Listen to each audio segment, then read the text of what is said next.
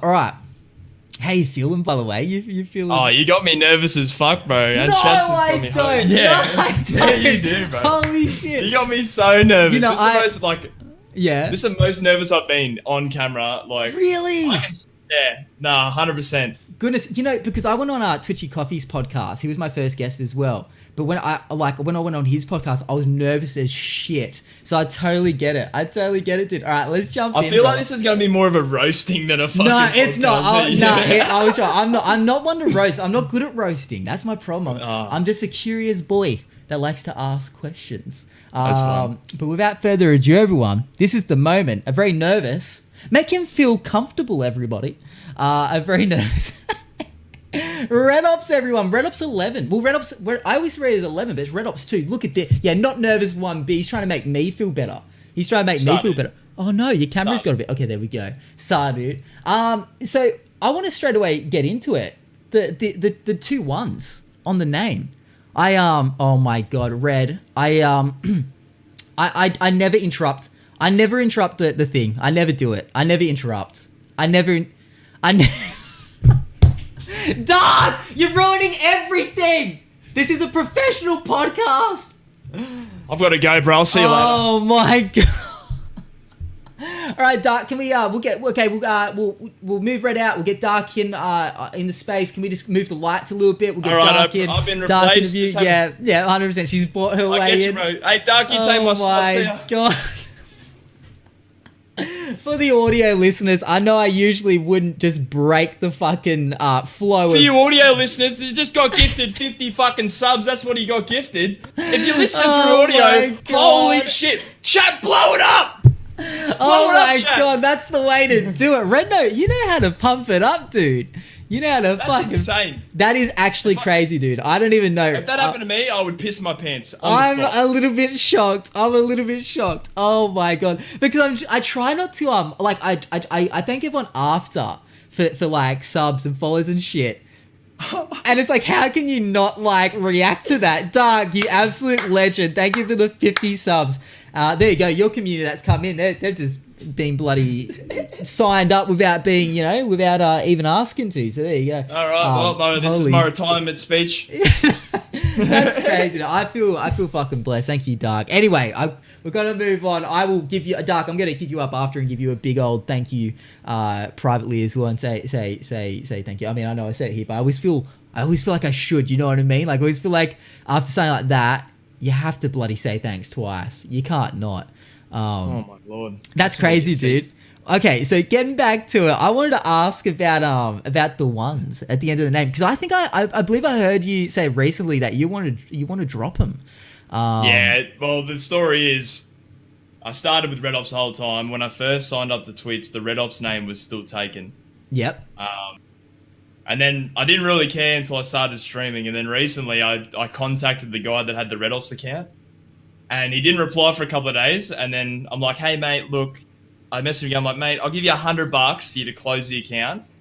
And he's like, reply on the sticks, and he's like, hey mate, I'll do it for $1,000. I'm like, are you fucking kidding? No, Like, he actually tried to hustle you. Bro, go to Twitch right now and have a look how many followers that guy's got. I'm doing it. You legit, yeah. Just go, and he goes, $1,000, mate, and when it's fucking, she's all yours. Wow, no way.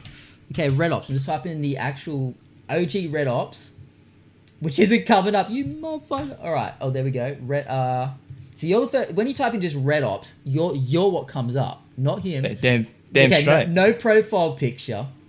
And let's see how many. 0 followers. Okay, wait. Is he insult to injury? If he's following you, that'd be hilarious. Who's he follow? Okay, he's not following. So imagine if he followed you just to shit you off, dude. That's crazy. He hustled you for 1,000. I didn't fucking do it, but yeah. No, but that's wild. So what was the conversation after that? That's amazing that he actually. Right, I offered him $100, and he's like, 1,000. I'm like, as if you wouldn't take 100 though. Like Right. This kid's a player.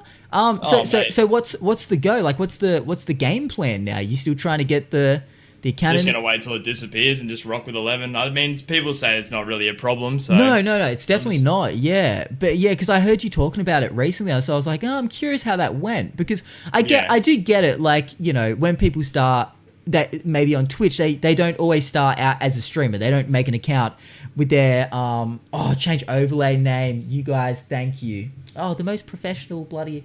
Yeah, we want to make sure. Fuck, I'm getting outdone today. Holy.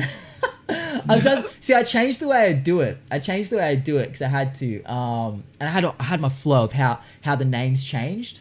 And then I had to do it a different way. And now I'm setting my ways already after a week of doing it a certain way. Let's go here. Weekly, daily. Oh, so many bloody things here. Oh, sorry, I put my knee down. Sorry. No. Is that comfortable? So I'm curious. Yeah. I can't do it. And you're tall. You're a lot taller than me. How did? I don't know. Is it legit? I don't know. In between games now, I just like to sit like this and chuck my knee up, fucking show the tattoos off a little bit. Yeah, 100%. Oh, the tats. Did you get some new ones done recently? Is that a thing? I got my whole back done. Yeah, last. You got your whole back done. Yeah, two 9-hour sessions. Oh, yeah. it was a lion, yeah, a lion like. Yeah, a lion with the sun and the leaves coming around it. Yeah, it's fucking painful, man. Like that's probably the most painful tattoo I've had. Like your love handles, bro. Like, yeah. Oh, just a grown man grabbing your love handle and just like fucking drawing on it like a coloring in book. It's just. So how's that work? How long did that take? Like, was that a day? Like that wasn't all in one day, obviously. That was two full days, so 2 9-hour sessions, a week apart. It was I wouldn't recommend it, bro. Holy shit! Is it rude to ask? See, I've got not a single tat. There we go. We sorted you out. Your name's up there. I don't have a single tattoo, so I don't really know how the fuck it all works. But I think I'm addicted to the pain, man. Like that's what people say. They say they're addicted to it.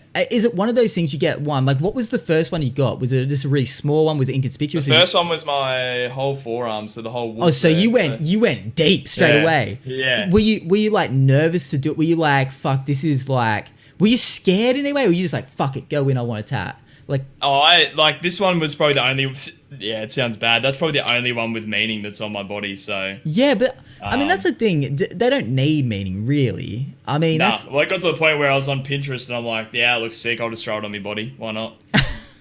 Man, it's like because once you get your first one, that really like breaks the ice on it. That's what most people say, man. They get one and they're like, "Oh, I'm not going to get any more. That hurts a lot." And then next minute they've got like a full sleeve. Yeah. And tattoo in their face, like postcode eyebrow and shit. Oh man, you would never do face, hey? What's your opinion on face? I don't know. It depends on my job. Really, like I'd get my neck done. Like I got the back of my neck done now. But I wouldn't. I don't know. Face would be scary, man. What do you think about eyeball tats? You know how people are tattooing the whites of their fucking eyeballs? What do you think the mindset of a person like that is? What do you think they're thinking when they? Because it's obviously tattoos in general permanent. Do you think it's like a real cry? Like, do you think it's just desperate? Like, it comes across to me desperate, which I know sounds shitty, and people go, "Oh, what desperate?" But I really do believe it just has like a real desperate vibe to it. Like, to be comfortable enough to just say goodbye to the eyes that you essentially have looked at in the mirror for so many years, and then for the rest of your life, do you reckon those people will regret it? Or do you reckon they're just kind of? I just couldn't even imagine sitting there holding your eye open, letting a tattoo needle. Like, just think about that. Like, just fucking no way, dude. Probably the two worst tattoos I've seen done. Like, my tattoo artist tattooed some chick's butthole, like tattooed her butthole, got her ex-husband's name around her butthole. Ex-husband. Yeah, oh shit! Like an insult. So, holy fuck. Yeah. So once they got divorced, she came in and was like, "Hey, you need to do this," and like he had to actually like tattoo around the butthole. Wow. I mean, there's. Another dude got laser removed his armpits and got 2 massive pieces in his armpits, like fully tattooed into his armpits, like. That that sounds like an eye waterer. It's crazy. Like, so with saying like the armpits. Do you reckon did he have like a full bodysuit kind of thing going on? Like, is that what they're called? Where people get like he was. Yeah. So he was trying to finish the job. Yeah. Man, it's wild. Like, so it's one of those things. Do you have any that you regret? I always, because I love to look at tats, bro. Like if I could ball up, but I'm a bit of a commitment phobe. I'm fucking married as shit. I'm saying I'm a commitment phobe, but like with stuff like that, I think about if I had gone a tattoo years ago, and I'm like, what? I would have had like a Pikachu on my arm, or saying if I could have had my way as a kid, you know what I mean? I'm saying it's like because you changed. Do you have any that you look at now and you're like, fuck, I wish I could have like not gotten that or done it differently? Like, or are you stoked on all of them? Not really. The only one I really regret is the palm tree. Like I've got I don't know if I can fucking get it up. Yeah, give it a go. Give it a go. Yeah. It's a palm tree on the ankle here. And you regret? Yeah, I mean, all us boys got that, and we thought like, because I'm from the sunny coast, so all the boys were like, yeah, let's get a palm tree. That represents the sunny coast. Then afterwards, I'm like, come on, dude. Like, this is so stupid, man. Like, we could have got anything, but yeah, that's probably the only one I regret. The rest are like, I don't know, pretty lit. Yeah, like, hell yeah. Oh, that's good. That's a good answer. If you're not like, that's the answer you would on your end. I mean, for me, obviously, part of me hopes that there's a story where you'd go, no, I got this one done, and I fucking hate it. It was a mess. Yeah. Have you seen those ones? What's the go? Like, you know how people get tattoos of like people's faces or babies' faces, and they just look demonic. And I'm just like, why? Like, has that shit gotten any better? Like, surely that, like, or does it still depend on who you go to?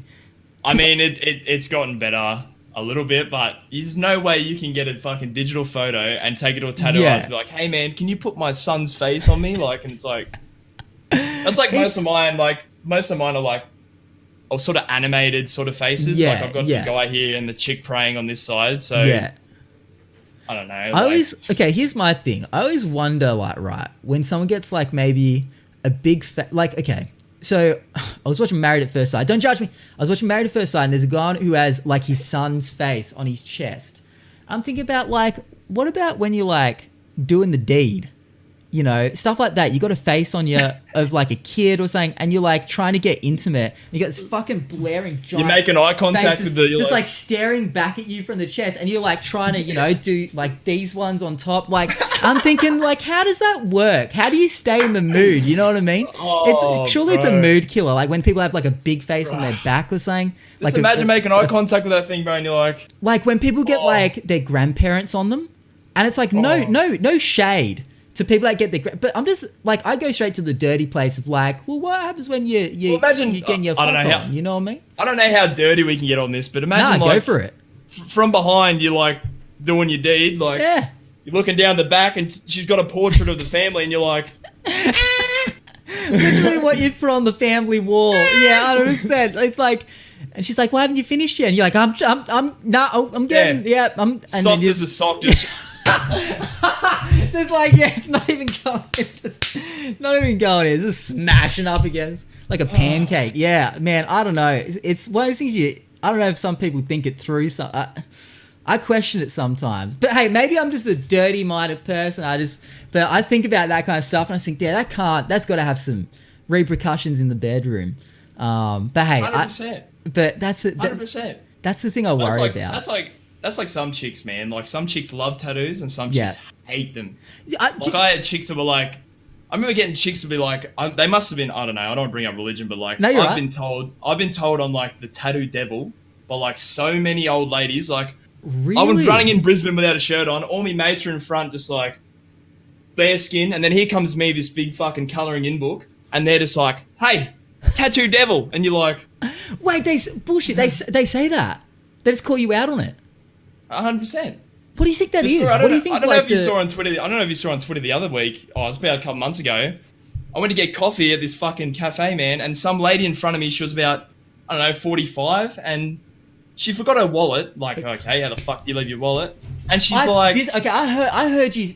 It's you put this on Twitter, right? Yeah, man. This triggered me. I bro, I'm standing there, and she's like, "Oh, I forgot my wallet. I'll be right back." Me, I'm just like, "Fuck, here you go. Take my $5." She's like, looks like legitimately like, just goes, "Nah." And then I'm like, "Well, it's okay. I'll pay for it." She's like, "No, you cannot pay for my coffee. A person like you." And I'm like, "What do you mean?" She's like, "Look at you." Starts pointing at me. I'm like, "What the fuck?" In front of like a whole cafe. And she's like, "You are covered in the devil's ink." And I'm like, "Sick." I'll go fuck myself. Like, I ended up just paying for it, man. And then like, you still paid for it. I still insisted, man, because it was so awkward, bro. Like, it was so awkward. Like, the whole cafe had stopped and stared at me, and I'm like, I'm just here getting my coffee, about to go back and stream, like, and then this little old lady behind her, like, I was just like, yeah, just give it to her. And then, like, I was actually happy anyway. Like, the 80-year-old lady was going out for coffee, getting morning tea, and I was like, yep, sick. You can fucking just take it. I mean, surely it's a generational thing. I mean, there can't be people of this generation so accustomed to seeing people with getting tattoos. It's so common. Man. You reckon people of this so much shit, man. I get are stared people in at. this generation really? 100%. I go out, like, I go to the shops with my missus, and like people stare, and she gets to the point now where she's like, "You fucking right, mate? You got no problem?" Like, she's over it too. Yeah, that would kill me. I mean, sort of the generation above. I wouldn't say our generation. Yeah, but it's just maybe like, because our generation definitely. I mean, definitely, even because I'm going on 32. I mean, even my generation is accustomed to it. Do you reckon it's more like, late 30s, 40 ups? It's like, yeah, that's what I get. And then after that, once it goes past that, it's just another level. What do you think? What do you think it is? Like, what do you think is the reason they're so turned off by it or so offended by it? Because I think it's just linked. I think just tattoos used to be linked to gangs and like this stupid thing. Like in the Gold Coast, still, I can't go out unless I look like I'm in a fucking wetsuit, because I get pulled to the side and they're like, "Who are you affiliated with?" And you're like, "Mate, I've just come here from Brizzy for a fucking party," and you're just like, "Fucking get out of here before we bash your head in." And you're like, "What?" Wow. Like, because the rules there are like, they've got bikie laws where you can't, all tattoos have to be covered. Like, I went to a strip club there and they're like, "Oh, sorry, man, you got to pay $20 to hire a shirt." And I'm like, "Hello?" Like, the strippers love that shit. Like, hello? Like, there's no way. They have shirts on deck at the strip club for people that are tattooed. Wait, and bro, these things are crusty as fuck too. You can snap the shirt in half, just bam. There's like 2 shirts. Oh, bro, what the? It's like dry pasta. Just throwing over the dry pasta shirt, bro. It's disgusting. They're like, "Here's your shirt and a pot of hot water. Yeah, just man. dip it in like, and put it on." The thing is, I had to pay for it too. They're like, "Oh, you need to put down a $20 deposit to get this shirt," and I'm like, "What am I buying? A fucking car? Like taking this shirt for a test drive or some shit?" 100%. Like, hello? I would not be putting that shirt on. You don't know how many lap dances that shirt's I don't know, seen. man. I was 18-year-old and toey as fuck, so I was paying whatever to get into that place. I was bad, so man. I've never been to a strip club. Not opposed to anyone going to a strip club. I've just been in a relationship since I left school, so I've never had to. I've been the same girl, and I've just never, Yep. I've always assumed it's this like a super seedy place that would just honestly let a shirtless dude in at that point. You know what I mean? Are they like really proper in there? Like, what's the vibe when you go in? It depends on the place, man. Like, I've been to the ones that it's okay. I'm just gonna go out there. I've been to heaps. Okay, no, good. Let's deep dive. Yeah. Depends on the place, man. Like, you go to places where like you pay for 3 songs worth, or like there's places that are like real fucking 3 songs worth. Like, when you say 3 songs worth, yeah. Here, depending on what you look like, bro. So imagine I'm like literally. I've just stepped out of my I've been in a Christian cult my whole life. And I've just seen the light. I've left those big wooden doors, and I've walked out, and the world is like, "What the fuck is this place?" So you got to dumb it down for me. 3 songs. 3 songs for what? It's hard to explain, man. Like, someone like me and you, you're an attractive fella. So when you walk through the front doors, it's like an area. We'll just run through the whole fucking thing. All right. So you walk through, ID check, boom, boom, ID check. Yeah, how you going? Scan your ID. Go through, pay your money, and then you walk through into these doors, and it just opens up into this. I wouldn't say heaven, but it opens up into this loud music, a lot of doof, and there is just skin everywhere. And I'm telling you, like, Couple they of do meat get some sacks seedy in there. dudes, man. Oh, but like, it's like someone like me and you walk through, it's like seagulls to chips, bro. I'm telling you. Like, this one in Melbourne I went to, it was like, who was with me? I'm not going to throw names, but yeah. No, throw that now. But we walked through the doors, and it was like, you could just tell that, like, it's their job, man. Like, obviously it's their job, but they were just desperate. And there's just like, I just walked in the door, man. I haven't even got money out. And this place, bro, I'm not even kidding you. They charge you $15 to get money out of the ATM. That's how good they are. Whoa. So you gotta go. So the like how normal ATMs might have like a $2 fee, and I'd complain about that. They charge. That's why, because dudes are so blind. They're just like, $15. Fuck yeah, give me 50. I need a lap dance. They're just like straight. Wow. And dudes will pay it.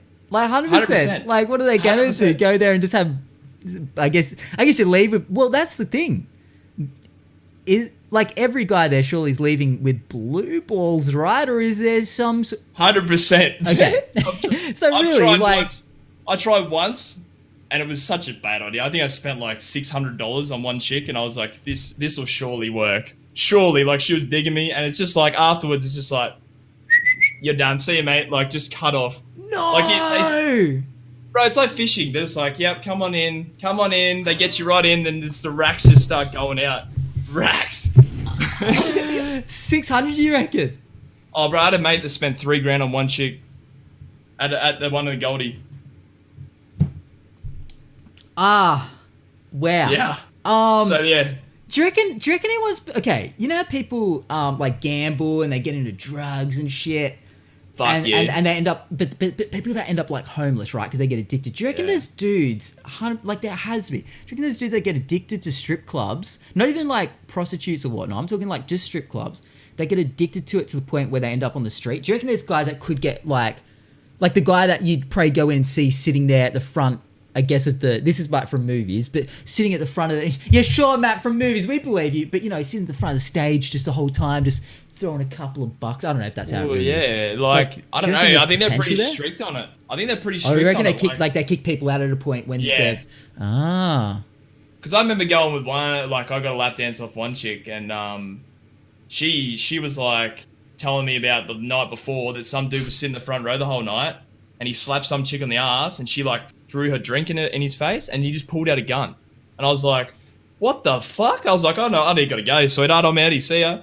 Wow. Yeah, like, I think there's some dodgy people that go into those places, but I think they're pretty strict, man. And some of the bouncers that kick around there, like, you think I'm a big boy? Holy shit. Yeah, for real? These grain-fed horses, man, walking around just like, fucking, how you doing? What do you think a job like that would be? Do you think it'd be fun, or do you think it'd be just like... What, being a stripper? No, yeah, okay, we'll start with stripper. Do you reckon being a stripper... Do you reckon being a bouncer would be fun? Like, I mean, in a way, like... Bouncer, nah, man. Imagine being a bouncer, do you reckon that'd be like the shittest job, or not the shittest, but like...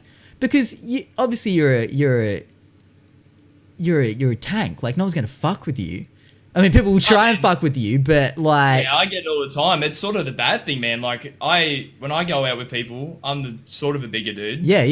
And some dudes think that they need to, like, I don't need to do anything. I'm actually a good guy. So, like, dudes will see me out.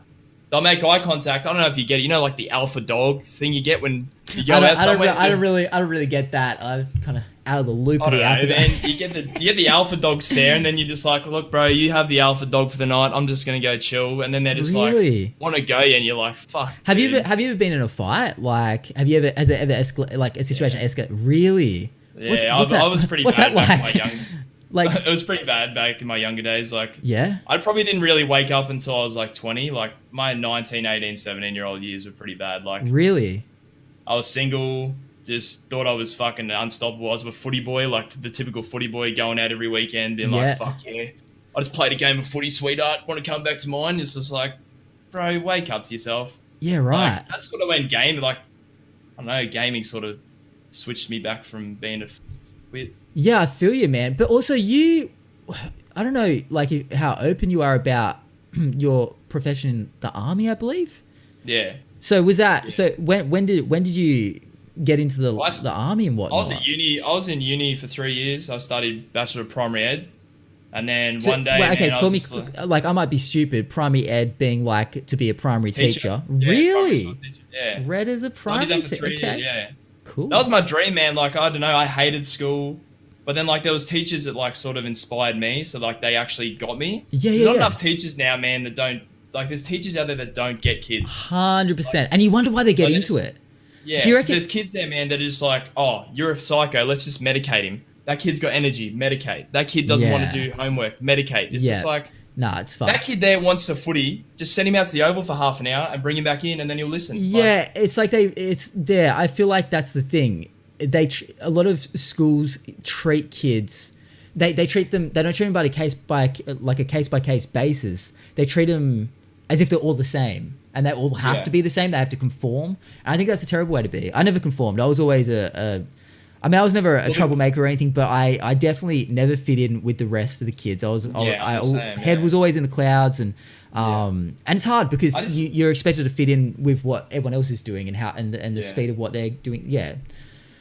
I just think the curriculum now, like when I was studying it, like the curriculum is just one streamlined way where if you're a little bit behind or a little bit too far ahead, you're just so fucking lost. Yeah. Like I had kids, man, like you could tell they were switched on, but they just weren't like listeners. They were like I don't know if you like use the street smart and academic, like there's street smart kids and there's academic kids. Like there's like the fucking dudes, I don't know, man, like they're just, that's probably why I left. Like, and then I woke up one day and I was like, I need a new job. And like, I thought about the army when I was 18 and I was like, nah, I'm playing footy, like almost semi-professional rugby I was playing at the time.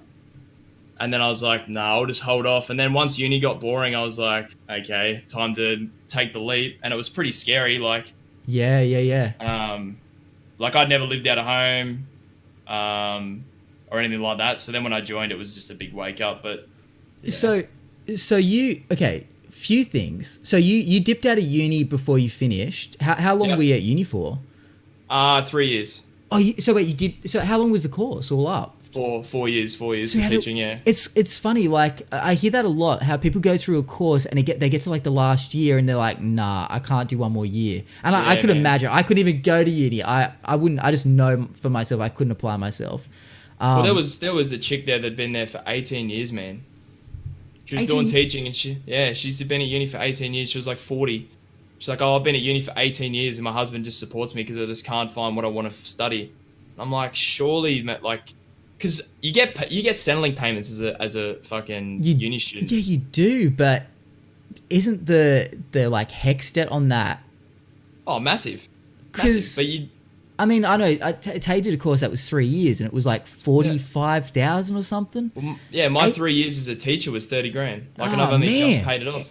Oh, you paid it off. Congrats, fucking, by the way, because that's no easy task. Yeah. Well, tax time, it's like, you know, when you do tax and it's like, oh, you're going to get $1,000 back. Mine's like, you must pay $5,000. You're like, sick. Yeah, yeah, I know. Yeah. Cheers. Yeah, I know. Everyone's like, you know, on social media, like, oh, this is what I got with my tax bag. And, and then there's other people like, wow, I'm fucked. Yeah, I can't imagine 18. Did you say 18 years? Yeah, man. I mean, like, she must be like, at that point.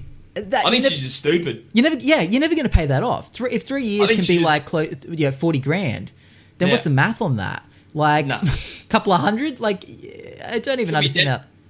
She'll die with a HECS debt. Yeah, well, that's the thing. And it's like, why put that financial strain on yourself even? Like, surely that must be the most stressful thing, because if she's only getting small benefits, essentially, while her husband, like, I don't know, man, that sounds selfish as fuck. I know it sounds horrible to say, but at that point, it's like, maybe you should just fucking go, all right, well, I've got some know-how under my belt. Maybe I should probably get a job and like, I'm not one to judge how someone else does their life. That just scares the shit out of me. Because like I said, doing even just, and it's more even the fact that if she's jumping from course to course and they're not even lining up essentially with what the last course was about, then that's even worse, because then she's not going to even use a lot of that stuff. So it's a bit like, wow. Well, no, she doesn't get the accreditation anyway because she hasn't finished a course yet. So she's always just gotten near to the end and just changed. Oh no! What? Oh fuck! That does. Oh man. Okay, there's some people out there scare me. Like, oh mate, you know when you hear about someone and it just stresses you out. Like, I'm stressed about myself most of the time, but then I hear about other people. I'm like, god damn! Like, how are you so calm? I'm doing fine. Fine. Yeah, I know. It makes you feel a lot better about yourself, at least. But I just think, like, how are you not panicking right now? How are you like completely calm? I don't know. Some people just maybe are a bit like ignorant or oblivious. I don't know. So with your so you said you're playing NRL, like at a rugby union. Rugby union, my bad. At a pretty high level. Was that like a goal eventually to be playing at top tier footy? Well, yeah, like when you're a kid, it's like you sort of know by the age of 17. So like through 15, 16, that's when you pretty much, like, I played for Queensland, then toured for Australia, like the under 15, 16s. Oh, wow. And then after that, they sort of, it's like the NRL, like clubs will start approaching the ones that they think actually have potential. Okay. So like you sort of get told like, hey mate, you're probably going to make it. Or hey mate, you're probably not going to make it, but you can keep playing if you want. And you're just like, I got to 19 and I was still playing high level. And I was like, I just went back to playing like normal club rugby. I was just like, nah, I'm not going to make it. You sort of realize like there's kids that are just grain fed, like Really? big dudes. Yeah. There's some big kids out there, man. Like even now, like the Islanders that come over to Australia, like I remember when I was under 10s, man, we had a guy in our team. He weighed about 100, I think it was about 100 kilo at the age of 10 or 11. Yeah. Yeah, Ooh. he was a big boy. It was like a whole team dragging his jersey down to get him down. He was a big unit. And Was he a good dude, or is he like a rough kid? Because you can imagine. Bro, he didn't even speak proper English, bro. He's fresh off the boat. Like no one knew. Like straight from the islands, just like Cuzzy Minez. Like Because I can imagine a kid being 10 having that much strength essentially over some of the kids could just fucking. Nah, it wasn't strength. It wasn't strength. It was just big, size. Just the kid just eats like a whole fucking chicken for dinner at the age of 10. Like. He is just massive, bro. Like, the dude is just grain-fed. I can't even imagine. Or his birth certificate is just like, he's actually 16, but he's playing under 10s. Yeah, exactly. You never know. I mean, do you reckon that's ever happened? Like, people have done... I mean, surely in sports that's happened where 100%. People have forged their age to 100%. I played with a guy who was 22 and he was playing Colts. He moved to Australia and just had a fake birth certificate and they just didn't care. No way. And they didn't care. No one pulled him up on it. They just couldn't be bothered investigating. He went to year 12 in Brisbane at the age of like 20. Yeah, bro. He had a fake birth. Shit? That's so weird. I mean, I wonder how often that happens just in general, not even with sports. Like, people that come from other countries, how easy do you reckon it is for them to switch up their details? Especially if you're coming from a country where you don't have anything and they come over here and they're like a talented... Because that's what most of sports now are finding overseas talent and bringing them here. Yeah, right. Giving them a new life, giving their family a new life, and then they get signed up to an NRL or a rugby or a basketball team and they're just like set for life. And then it looks good for them because their team's winning. Man, yeah, I guess that's it. Why would they let their morals get in the way of success? It's all about the cha-ching, bro. That's all it is. Money makes the world go round. It's a scary kind of concept in a way. Like, yeah. I mean, you always kind of go, oh, what if money wasn't involved? Like, you know, I think that about Twitch sometimes. I think that about Twitch. I think, like, if money wasn't involved, I wonder how big Twitch would be. Like, Twitch would be a small platform because people 100%. Wouldn't grind the way they do on it. I mean, I don't know. Like, you think about some of the big streamers out there and you think, would they be big without money being the driving force? It's I don't know, because obviously one like they just wouldn't be able to do it as consistently. Like no one would be able to go full time. But I think a lot of people, because it's like a lot of the kids that came into the Fortnite kind of stage, and a lot of kids saw Ninja success and they were like, oh, I want a piece of that $1 million pie, and then they realized they didn't get it, and now there's all these inactive RedOpz accounts essentially that people won't be able to get eventually because they've taken it, and they'll start hustling for that $1,000 because they didn't make it on Twitch. Then I'm stuck with 11 next to me fucking name. Like, come on, bro. What was actually... I want to hear what you guys say. I'm very curious. Oh, fuck. So, like, when you go in, like, the biggest thing for me is when I go to a new person's stream and you scroll down and the first fucking panel you see is, hey, donate to the stream. Donate. Yeah. You're like... Or that's the only panel. It's like, hey, man, donations. Like, can't afford Tuck Shop next week. I need fucking money. Like, come on, 100%, man. Like, it's when it's their only panel. That's an instant. See you later. It's like they're coming into it. Do you think it's like? Do you think Twitch has gone about the wrong way? Do you think I mean, it's great that everyone has a chance that they can make money on it, and there's that chance to succeed and be able to do it full time. Do you think they've given too many kids false hope? Do you think I mean, gaming in general is from what I hear now the biggest it's like the biggest industry, entertainment industry now. It's worth the most money. It's worth billions of dollars. It's still growing, man. It is still growing. It's on the up. It's gonna get massive. And you know, Fortnite even is offering millions of dollars in prize money for tournaments, big and small tournaments. Do you think it gives kids false hope? Do you think it's kind of fucking with kids' heads a little bit? Do you think that it's going to ruin the maybe potential path that a kid could have taken, and they're going to end up kind of in a rut because they pushed to try and in their late teens to be a full-time streamer because that was their dream, and it doesn't work out. Do you reckon this could fuck people up, like kids up? I think it's a yes and no. Yeah. Like if you're a smart enough kid, you're sort of gonna realize you're gonna get to a point, and that's your peak. You're like, yeah. If you see the kid that quits school and quits his job just to become a full-time streamer with only like 10 viewers, you're like, obviously your guidance in life has not been done enough. Where the kid that's smart enough is like, okay, maybe I should just go back to playing games and worry about school. Like, I think it's yes and no. Like, there's kids out there that are smart enough to go, okay, I'm not going to be full-time. Ninja's a god and I'm not. Or there's a kid that's like, I'm better than Ninja. I'm fucking full-time streamer. It's like, okay. Like, I think it's yes and no. Like, well, okay, so with talking about that, I'm sure you're aware of the streamer Mr. Fresh Asian. Yeah. Who has been at it for streaming probably not even a year, I'd say. Fortnite streamer. Yeah. And he's just had a straight up climb. And that kid's pulling thousands a month. Like, crazy amounts. I think he's the one of the biggest growing streamers on Twitch at the moment, like worldwide. Yeah. He's one of the biggest growing. Yeah, he's up there with the greats. I mean, the other day had 8,000 viewers. And I think okay, so it's like I actually do think he deserves everything that he's gotten. But it's like, what causes that? Like, I know he's amazing at the game, but a lot of kids are amazing at the game. It's pretty incredible. Like, how do you think he came about that growth? Like, what do you think the ticket was? Because he's doing essentially what we're saying. He dropped out of school when he was 16. He's now 17. Yeah. Obviously, so it was profitable. He was making a shit ton of money. It's like, it's like, what do you think led to that growth so quick? Like, what do you think He was smart, man. Like, he got picked up by the YouTube, like the Click Crew. Yep. But, yeah, okay, so he got... Yeah, sorry, continue. He got picked up by them, and he just took advantage of it, man. Like, there's another streamer at the moment, JJ, who got picked up playing Apex. Big Mac. And he was playing Apex with those guys. And I think Fresh just took advantage of what he had. Like, they gave him the exposure. They put him on YouTube.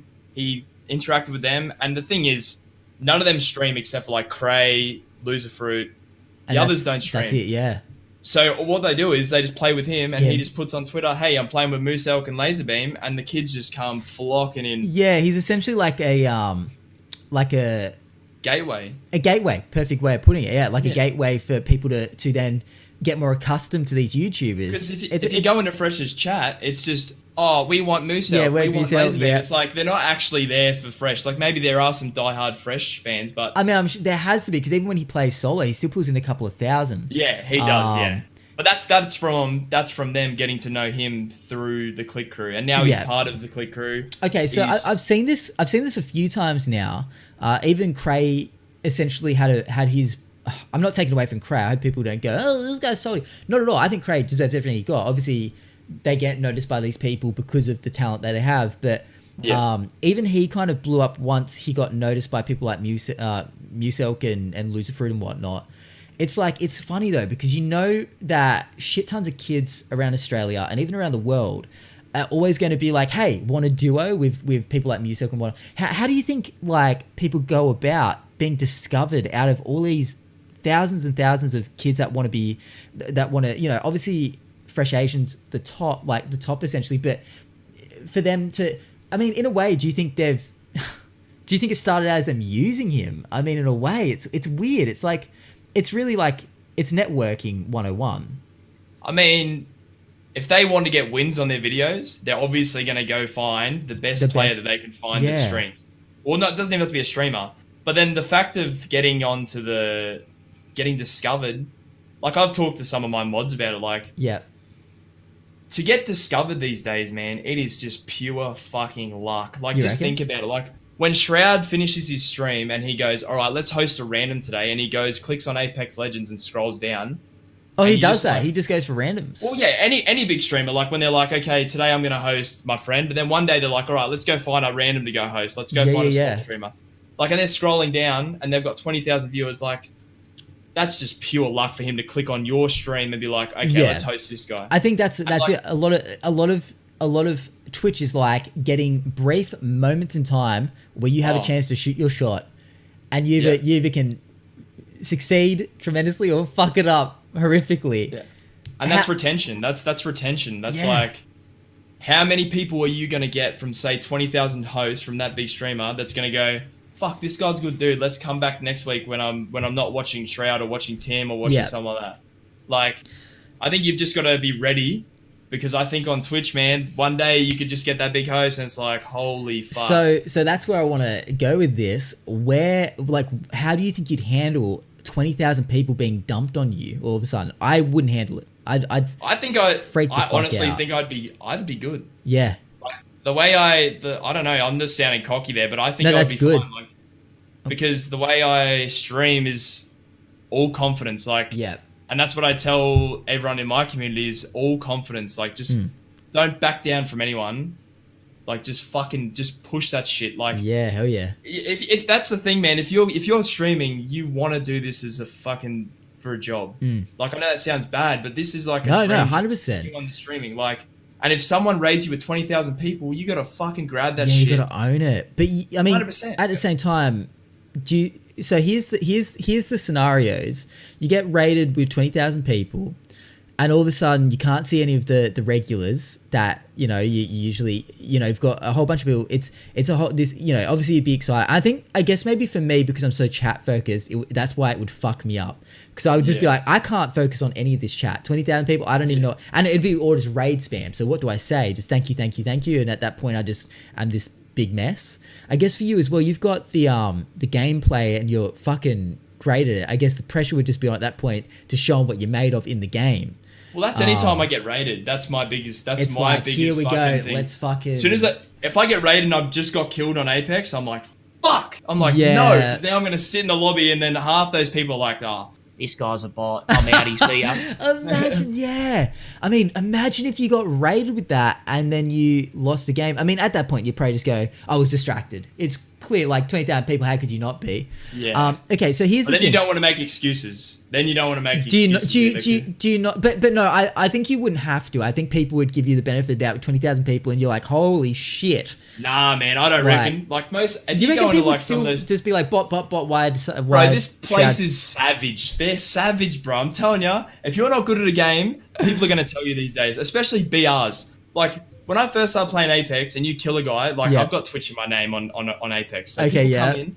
They're like, you're fucking shit. And it's like, mate, I just killed you, you bot. Like, get out of my chat. I know, yeah, it's very much, they got to... And like, we've either had guys that come in and it's either you're a fuckwit, or they come in and they're like, hey man, you're really good at the game, and they hang around. And it's like, that's kids always that come the in, best like, case scenario, yeah. Yeah, but I remember you asking me the other week, you're like, oh, Okay. you actually get, no, is it putting Twitch in your name, do you actually get like good people coming in from it? And it's yes and no. Like, I've had some people come in and you're just like, you just died in a video game where you click enter game and you're back into another one, but you're instead in my Twitch channel. It's like in my Twitch channel to say my mum's fat and you're bad at the game. Like, it's like an opportunist thing, isn't it? They see the Twitch name and they go, well, how could I not? I know exactly where to get him. I know I can now have words with him. It's it's funny. It's like these games are so quick in a way, and it's quick turnaround times. Yet people get so triggered by it. Have you had any moments like that? You're pretty calm though. You don't really get that triggered by losing. Oh, you do? Because I was gonna say, because I feel like it's more triggering as a shit person like me who loses a lot. Over time, you start kind of looking at yourself and going, wow, I'm just trash. And you start getting in on yourself. But I think for you, at least you got that fallback, knowing that you get like 7+ wins a day.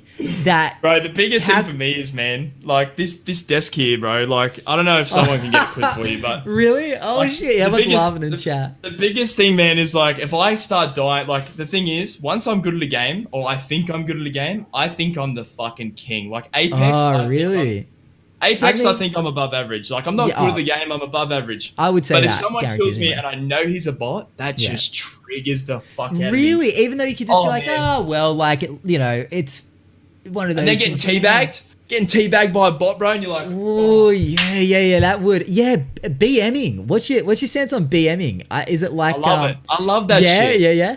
100%. Did you? It's like any competitive sport, man. If you can't take a BM, get out. Like, 100. Go sit back. Like the back seats are back there, bro. Like if you can't take getting killed in a BR and then getting fucking teabagged, get out of the game, bro. Come on, like.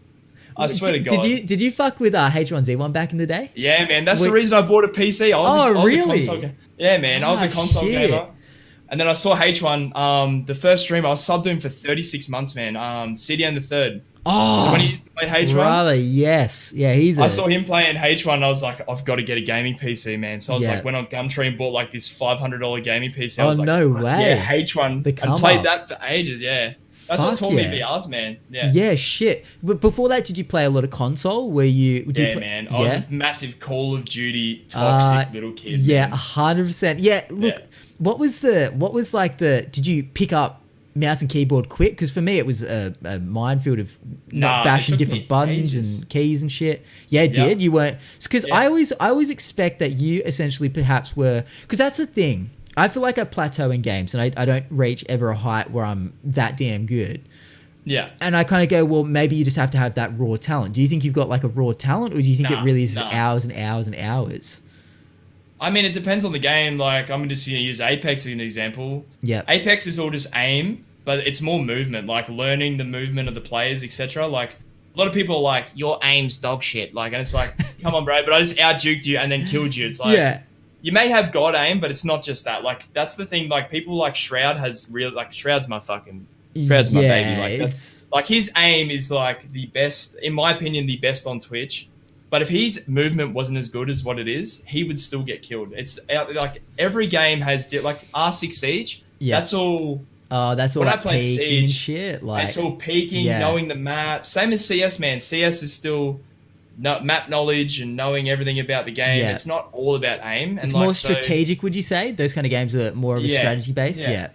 So like raw talent's good, but hours is also a big thing. Put in the hours of just learning the game and working hard. Like, obviously some pick it up really fucking quick, but I'm not like that. I need to fucking... So what do you think the deal with Shroud is? Do you think he was just naturally good? I mean, surely there's this natural talent. No. Like, what the fuck makes him so much better and almost untouchable in the world of shooters? What is it? I can't, because there's so many people. Okay, here's my thoughts on it. There's so many people playing these games, like millions of people daily that play all these shooters. Yeah. How is there not someone that essentially is like, how are there not two Shrouds? How is there not someone that seems to be essentially like, how is he so far essentially? I think there is dudes better than him, but you reckon? Think about how many dudes don't stream or don't make YouTube videos or don't do anything and they just play games. Shit.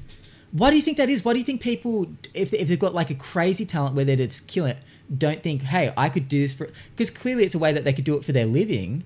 And they could survive off it very easily, but like, what do you think that is? Like, it could just be dudes too scared to start, or they just don't know how, or like, that's the same in sport, man. There's so many kids that are like really good sportsmen. Yeah. They never get found. They just never get picked up because they just don't go, it's just not the right time, or they don't get the chance. Like, Shroud obviously started with Pro CS. Okay. Got massive off that, and then moved to BRs, and he just had a massive following, and then obviously he's a fucking...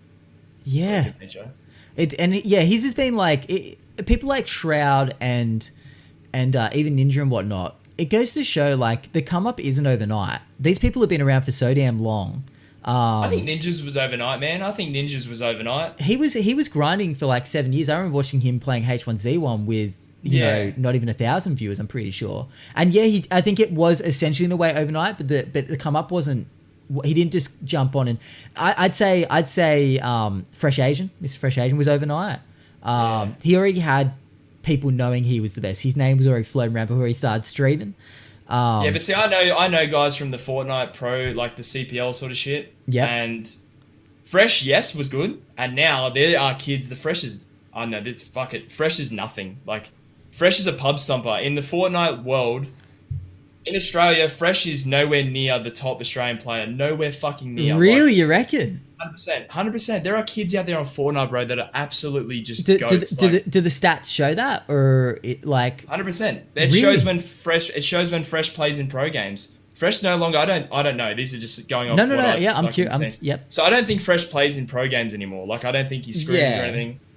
And when he does play against pros, they fucking destroy him. Why, Like, why do you destroy reckon? him. Okay, do you reckon he doesn't play? And look, Twitch, this is no shade thrown, by the way. This is a conversation. Don't be like, they're talking shit about another streamer, because we're not. We're just talking about the success and whatnot. Because I always worry that someone's going to be like, look, these two guys talking shit. But it's good to break Yeah. it down, you know what I mean? Do you reckon he doesn't play comp because he is scared of potentially... Because I think competition's fucking terrifying. Because people... have the potential when your name is so high up there. You've seen it, like Ninja played a couple of like Fortnite tournaments that were more friendly, but as soon as he died, the chat's like, fuck yeah, he ain't good, Ninja's shit, you know what I mean? Like he's got the spotlight on him, he's got the eyes on him. Even when did you watch any of the Australian Open or whatever it was, that Fortnite thing they did? That was such a weird collab. Where they had a tournament at the Australian Open, Tennis Open or whatever. And yeah, Fresh Asian, he did win the duos. I think that it was more of the one where they had a couple of celebrities. And when we say celebrity, we're talking like Z grade. But in the ones where it was more so, I think, solos, he didn't really do well at all. People were like, where's Fresh Asian? He's already dead. I mean, surely he's got some fucking pressure on him. But it's like, that must be... in his head, like, I mean, it's all eyes on him. Everyone, and even when he got interviewed, it's like everyone's here to kind of see him. You know what I mean? They're saying it. It's like, surely that's partially the reason why he doesn't want to play in those kind. Like, I guess for you, putting yourself in that situation, if you had all eyes on you, do you reckon that would fuck you up, or do you reckon that'd help you? Do you reckon, are you someone that under that kind of pressure you think you'd do better? Or do you think? Because I know I would struggle under pressure. I think I thrive on pressure. Like. Yeah, I think it just comes from your upbringing. Like, I played footy in front of, like, 20,000 people before. Wow, so, yeah, like, okay. That's scary as well. Like, you run out and then you look up and there's just all these people sitting down in chairs looking at you. Like, I think that would be more scary. Yeah. Like, I think going to play at a LAN would be scarier than playing in front of 20,000 people online. The fact you can't see them. If you forget, like, for me, I turn off numbers. I can't see how many are watching, so... Yeah, which is a good move, 100%. I think it would be different playing in front of the actual people. Like, could you imagine if you were playing Fortnite and you sat there and there was 20,000 people standing behind your desk looking at you compared to 20,000 people online? Even having 20 people staring at me. If 20 people standing behind you right now just watching you. Like, even like if I could see them, it completely changed the dynamic of how you stream and how you entertain. Do you think it's like, do you think the confidence of being in front of, or having all eyes on you, do you think that's something that a lot of people have naturally, or do you think it's something that you learn? Do you think it's something that you have to learn it? Yeah, because I think it is. Do you feel like when you start on Twitch, back when you started, do you think that you've gained more confidence, or do you think it's just been like steady? Way more confidence, bro. Well, I've gotten more tattoos, so that helps. So, you know what I mean? But wait, do you reckon tattoos give you confidence? Is that, like, honestly, jokes aside, do you reckon when you've gotten tattoos, do you reckon you've gotten confidence from it? In ways? Yeah. Even in real life, man. Like, people, for some reason, like, they see tattoos like, oh, this dude's fucking tough. This dude's tough. And you're like, bro, I'm like a big teddy bear in person. Like, I act all tough on stream sometimes and shit. Like, I pull out the big dad voice and shit, but like, I think tattoos has made me more confident, but not just that. Like, I think it just goes through a life experience. Like, you learn it. Yeah. I think it's all learning. Like, I don't know, man. I think if I threw you, let's go like this. If I threw you in front of 100 people once and you couldn't do it, and then we did it again, and then we did it again, and then we did it again, you like, slowly get used to it. You're eventually you can be like, Matty, I'm a fucking beast, and just walk out there and just get it done. You know what I mean? Like, I think it's just all just practice and learning, and no one walks out in front of 1,000 people and not piss their pants. Like, I would be like, oh, like, there's no one that can do it on, maybe some, but no. Yeah, right. Yeah, so that's the thing. It's seeing the beady little fucking eyes staring back at you. That's the thing with Twitch. It's very easy to forget that these people, I mean, you don't forget. I mean, we know you're real, but it's very easy to kind of not have to think about that. It's actually eyes on you. And I think it changed. A lot of people just, it actually cut down a lot of people on Twitch, I reckon. If you somehow saw the audience, I don't think people would do it. It's funny because you see a lot of people that come on Twitch that do suffer with confidence issues, and they're people that have crazy anxiety and all that, and they jump on and they're able to talk to a shit ton of people on stream, but then they're stressed as fuck when they have to meet people IRL. And it's kind of funny. I mean, it's like, what do you reckon it is that changes our brain to not I mean, it might seem obvious, but what do you think it is that makes us more confident to talk to walls of text, even though we know all these people are there? Is it just that we can't see them, or is it easier that we don't have to hear them? I just think it's just that because they're not there. Like, even PAX last year, man, I was so nervous to meet people off there. Like, meeting you, I was nervous as fuck. Oh, no way, dude. No, I'm not kidding, man. When I got off the plane in Melbourne, I was fucking shitting myself. Like, all these people that you talk to over a chat are about to just see you in person. And, like, the fact is, like, people, I don't know if you got it, but, like, people come up to you and they're like, I love your content, or, like, they're saying... No, yeah, I got a couple, yeah. But, like, people, like, saying like my slogans and shit, like stuff that I say, that's dope. And you're just like, well, you're like, what the fuck? Like, that to me is scary. Like, yeah, in person, but like if I talk to people on chat, like, yeah, fuck them. I'll take them on any day, bro. Like, 100%. But like in person, man, like, you don't know if, I don't know, let's use Dowgen for example. Yeah. You don't know if he's some big fucking dude that's going to roll in and just kick your shit up. It's like that meme where it's like, this guy just slapped your missus, what are you about to do? And you're just like... Oh. It's crazy. Have you ever had any, like, awkward interactions when you've met people from Twitch? Like, I feel like for me, it's always a slight awkward vibe. But have you ever had that moment where... Okay, put this in perspective. Have you ever had more of an instance where you've highly regarded a streamer and you've seen them maybe at PAX saying, have you ever gone up and tried to talk to them and kind of walked away being like, shit, like I fucked that one up? Or do you usually feel confident? Yeah, that was at PAX last year, man. Oh, really? I think the biggest content creator in Australia that I look up to is Nazy. Like, like the way she streams is perfect. Like, she has perfect chat interaction. Her gameplay is good enough. Like, she has awesome scenes and stuff like that. She looks after her subs. And like, when I met her in person at PAX, I was just like, oh my God, I was fucking like shaking. And then I think I introduced it, like I said hello to her. Yeah. And then afterwards I was just like, you know, when you first talk to a girl for the first time, you're like, oh, I shouldn't have said that. Or I should have said that. You just like, I walked away, I was like shaking. I'm like, shit. Yeah. When you talked to her, was she like accommodating, or was it a little bit? Yeah, she was, but I was a little, like, that was probably one of the only times I've been a little bitch, and I was just like, hey. Really? And I was like, hey, nice to meet you. It's funny because these people do exactly what we do. They've just had a bit more success, and they've been around maybe a bit longer. Do you think there's a real Twitch hierarchy? Do you think there's like some sort of Twitch hierarchy that, you know? I don't know, man. Like, if there's someone with 100 viewers that thinks he's better than me because I've got 10, like, fuck that dude. Like, I don't know, man. If you're still fucking think you're killing with 100, like, you need to get off your high horse, man. Like, everyone's in the same game. Like, we're all doing this for a reason. And if your reason is because you think you're a big dog with 100 viewers, like, come on, bro. Like, in real life, you're nothing then. Like, think about it. If you walked into a real job and you went, hey, I've got 100 viewers on Twitch, I'm going straight to manager. They'd be like, fuck off, idiot, get out. Like, come on. I don't know, man. Like, I think there is a hierarchy. Yeah, there is, but I hate the fact that you can't talk to someone because they're popular on Twitch. It's and that's... I would love the fact if someone could just come up to me and just feel comfortable being like, hey, Red, how are you? Yeah. Or, hey, Red, what are you up to? Like, I wouldn't want someone to be like in person, be like, oh, he's too big, I'm not going to go talk to him. Like, fuck. Not saying you'd be like this, but do you think a lot of people start out like that, like going, oh yeah, like I'd always be, you know, I'd always have time for my you know, viewers that were with me from the start, but then they get to the point where they've got so many people coming at them, like sending them messages all the time, wanting things from them, wanting to play duos with them.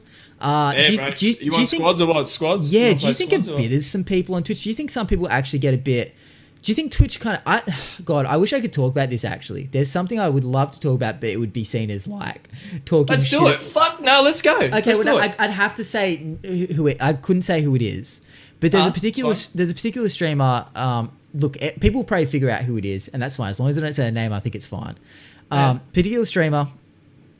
And I'd been watching him since he maybe was 20 or so viewers, if that.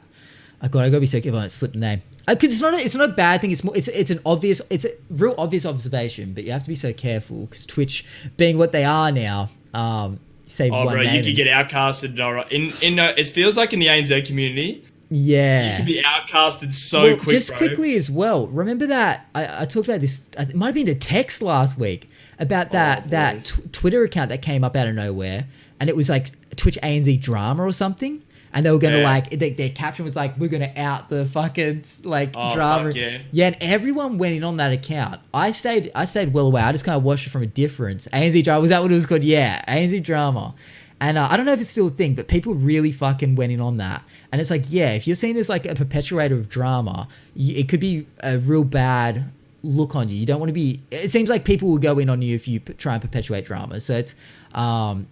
I would love to know. I fucking love drama, bro. I do love too. that shit. I do too. And that's I love it. But that's the thing. We are you a sideline kind of guy? Or are you like get amongst it kind of guy? Because I think sidelining on drama is totally okay. I think if you sit back and you just watch what's happening with the popcorn, I think that's totally chill. But then if you get amongst it, that's where that's where you can really ruin everything. That's where you could get completely, like you said, outcasted. And I want to get back to that streamer in a sec as well. I don't know, man. The fact is, I love to get involved if it's for the right reason. Yeah. Like, I don't know, I won't bring up his name, but there was a certain... people are going to work it out, but there was a certain person outcasted from the ANZ community after PAX last year. Yeah, that fuckwit. And because I think we can say his name because he's not on Twitch anymore, so it just doesn't matter. He's gone. Yeah. But, the fact is, I got warned about that guy, before I went there. And then I went there, and I'm standing there with Undead, and this germ walks towards me, shakes Undead's hand, looks at me. He must have known who I was. He's been into my chat before. He's commented on my things. Yep. And he looks at me in the eyes, and I hold my hand out to shake a man's hand, and he just looks at me and walks away. And you're like, come on, bro. And that's where that Twitch hierarchy comes into it, man. He thinks he's like a big dog. And then afterwards, I hear about that, and I said to my chat, I lost it that night, man. That shit came out on chat. I was like, if I knew that back then, I would have fucking knocked it. I said I would have knocked his dick out. Dude? How can how is that a thing? Like, how can any dude have that? Bro, for some reason someone's measuring his dick and they're adding 5 centimeters. Like, I don't know what's happening. Yeah, he had some demons, man. He had some real issues going on. Like, I can't imagine anyone, whether I know him or not, even people I'm uncomfortable with or might not even like, I would shake their hand just to keep the peace. Bro, if a man holds his hand out to shake your hand, you at least shake it. Yeah, that's... I can't even believe that. He looked me up and down like I was a piece of rubbish and just walked away. That is such a crazy scenario to be. What was the feeling when that happened? I'm just a no one, bro. You know what I mean? I've got 10 viewers and I'm a no one. I'm not gonna give him any gain. So what am I to him? Yeah, you know people that really, and they come out eventually. There's one guy in particular that seems like he's starting to get noticed for the wrong reasons. I thought I was the only person that noticed it, and doing this podcast, a few people have confirmed that there's, and these people they climb over other people to go up that hierarchy, and then they just leave the people below them in the dirt. Yeah, man. And they get found out eventually. People notice because you've just and you've just thrown everyone behind you in the dirt. Like you're essentially alienating that viewer base that you would have had that would have looked up. It's people. That's the thing. He is the absolute best case study of someone letting it go to their head. Oh, mate, he's a germ. He's a fucking...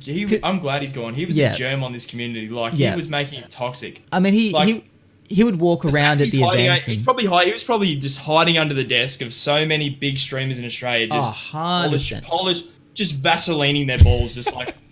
Love Scrivo. 100%, dude. When he got outed, I was just like, see ya. Yeah. Later, it it was a thing, and I know I sat back with the popcorn and I observed. I didn't get amongst it because I had no reason to. I wasn't involved in any way, but man, I just it didn't surprise me one bit. It's a reason why I didn't ever join the Down Under community. Were you a part of that? Yeah. Did you join? Nah, fuck yeah, no. I was too small, man. I was too small. Really? I remember looking up the prerequisites and I was like, oh, and you didn't. I think it was shit. Yeah, I didn't meet it. Yeah, so I didn't know they had essentially guidelines. I didn't even look into applying with it. A lot of people kept saying, Matt, you should apply for Down Under. I was like, no, I don't know. And I never said it was because I was unsure about the guy who ran it. Which is true. I was just fucking unsure about it.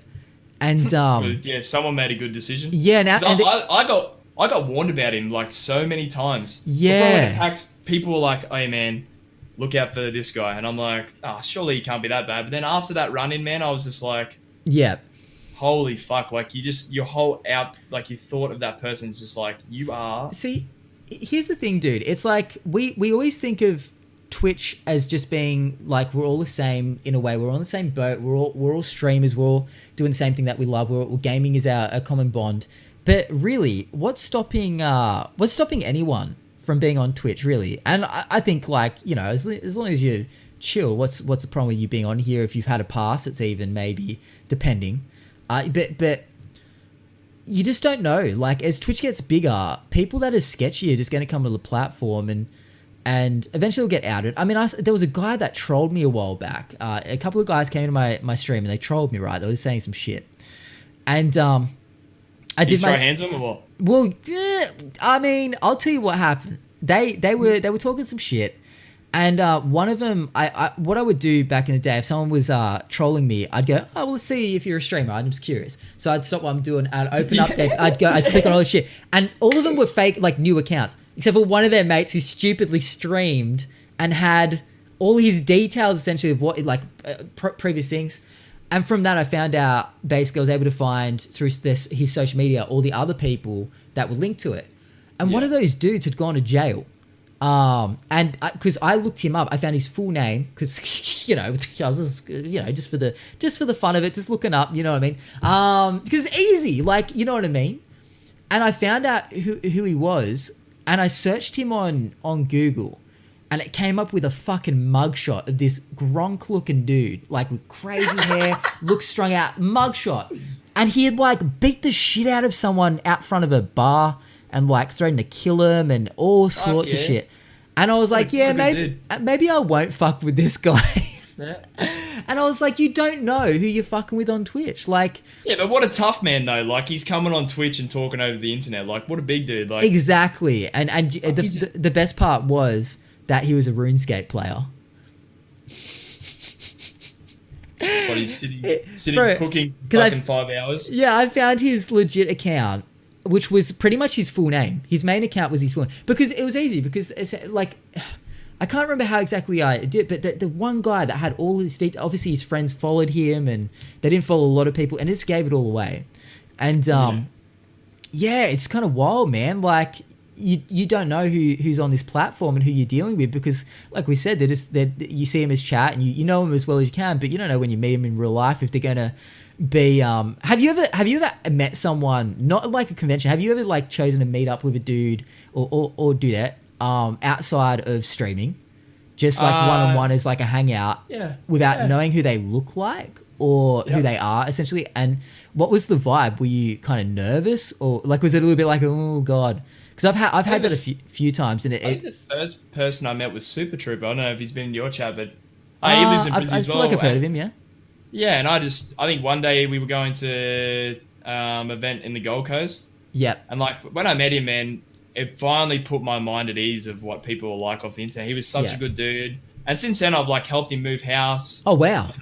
I don't know, I had a good interaction, but I've heard of other people just getting really bad interactions with people. Well, that's the thing. It's you're rolling the dice, huh? I mean 100%. I mean, you hear about these stories as well about bigger streamers that people are rocking up at their fucking doors now. And it's what point? See, this is, I guess, bringing this whole topic full circle of people on the internet. And at what point do you get where you feel like anyone that's in your chat, essentially, that's always there, you could say, hey, let's meet up, dude. Like, we always chat in my stream. You're close by. Let's fucking hang.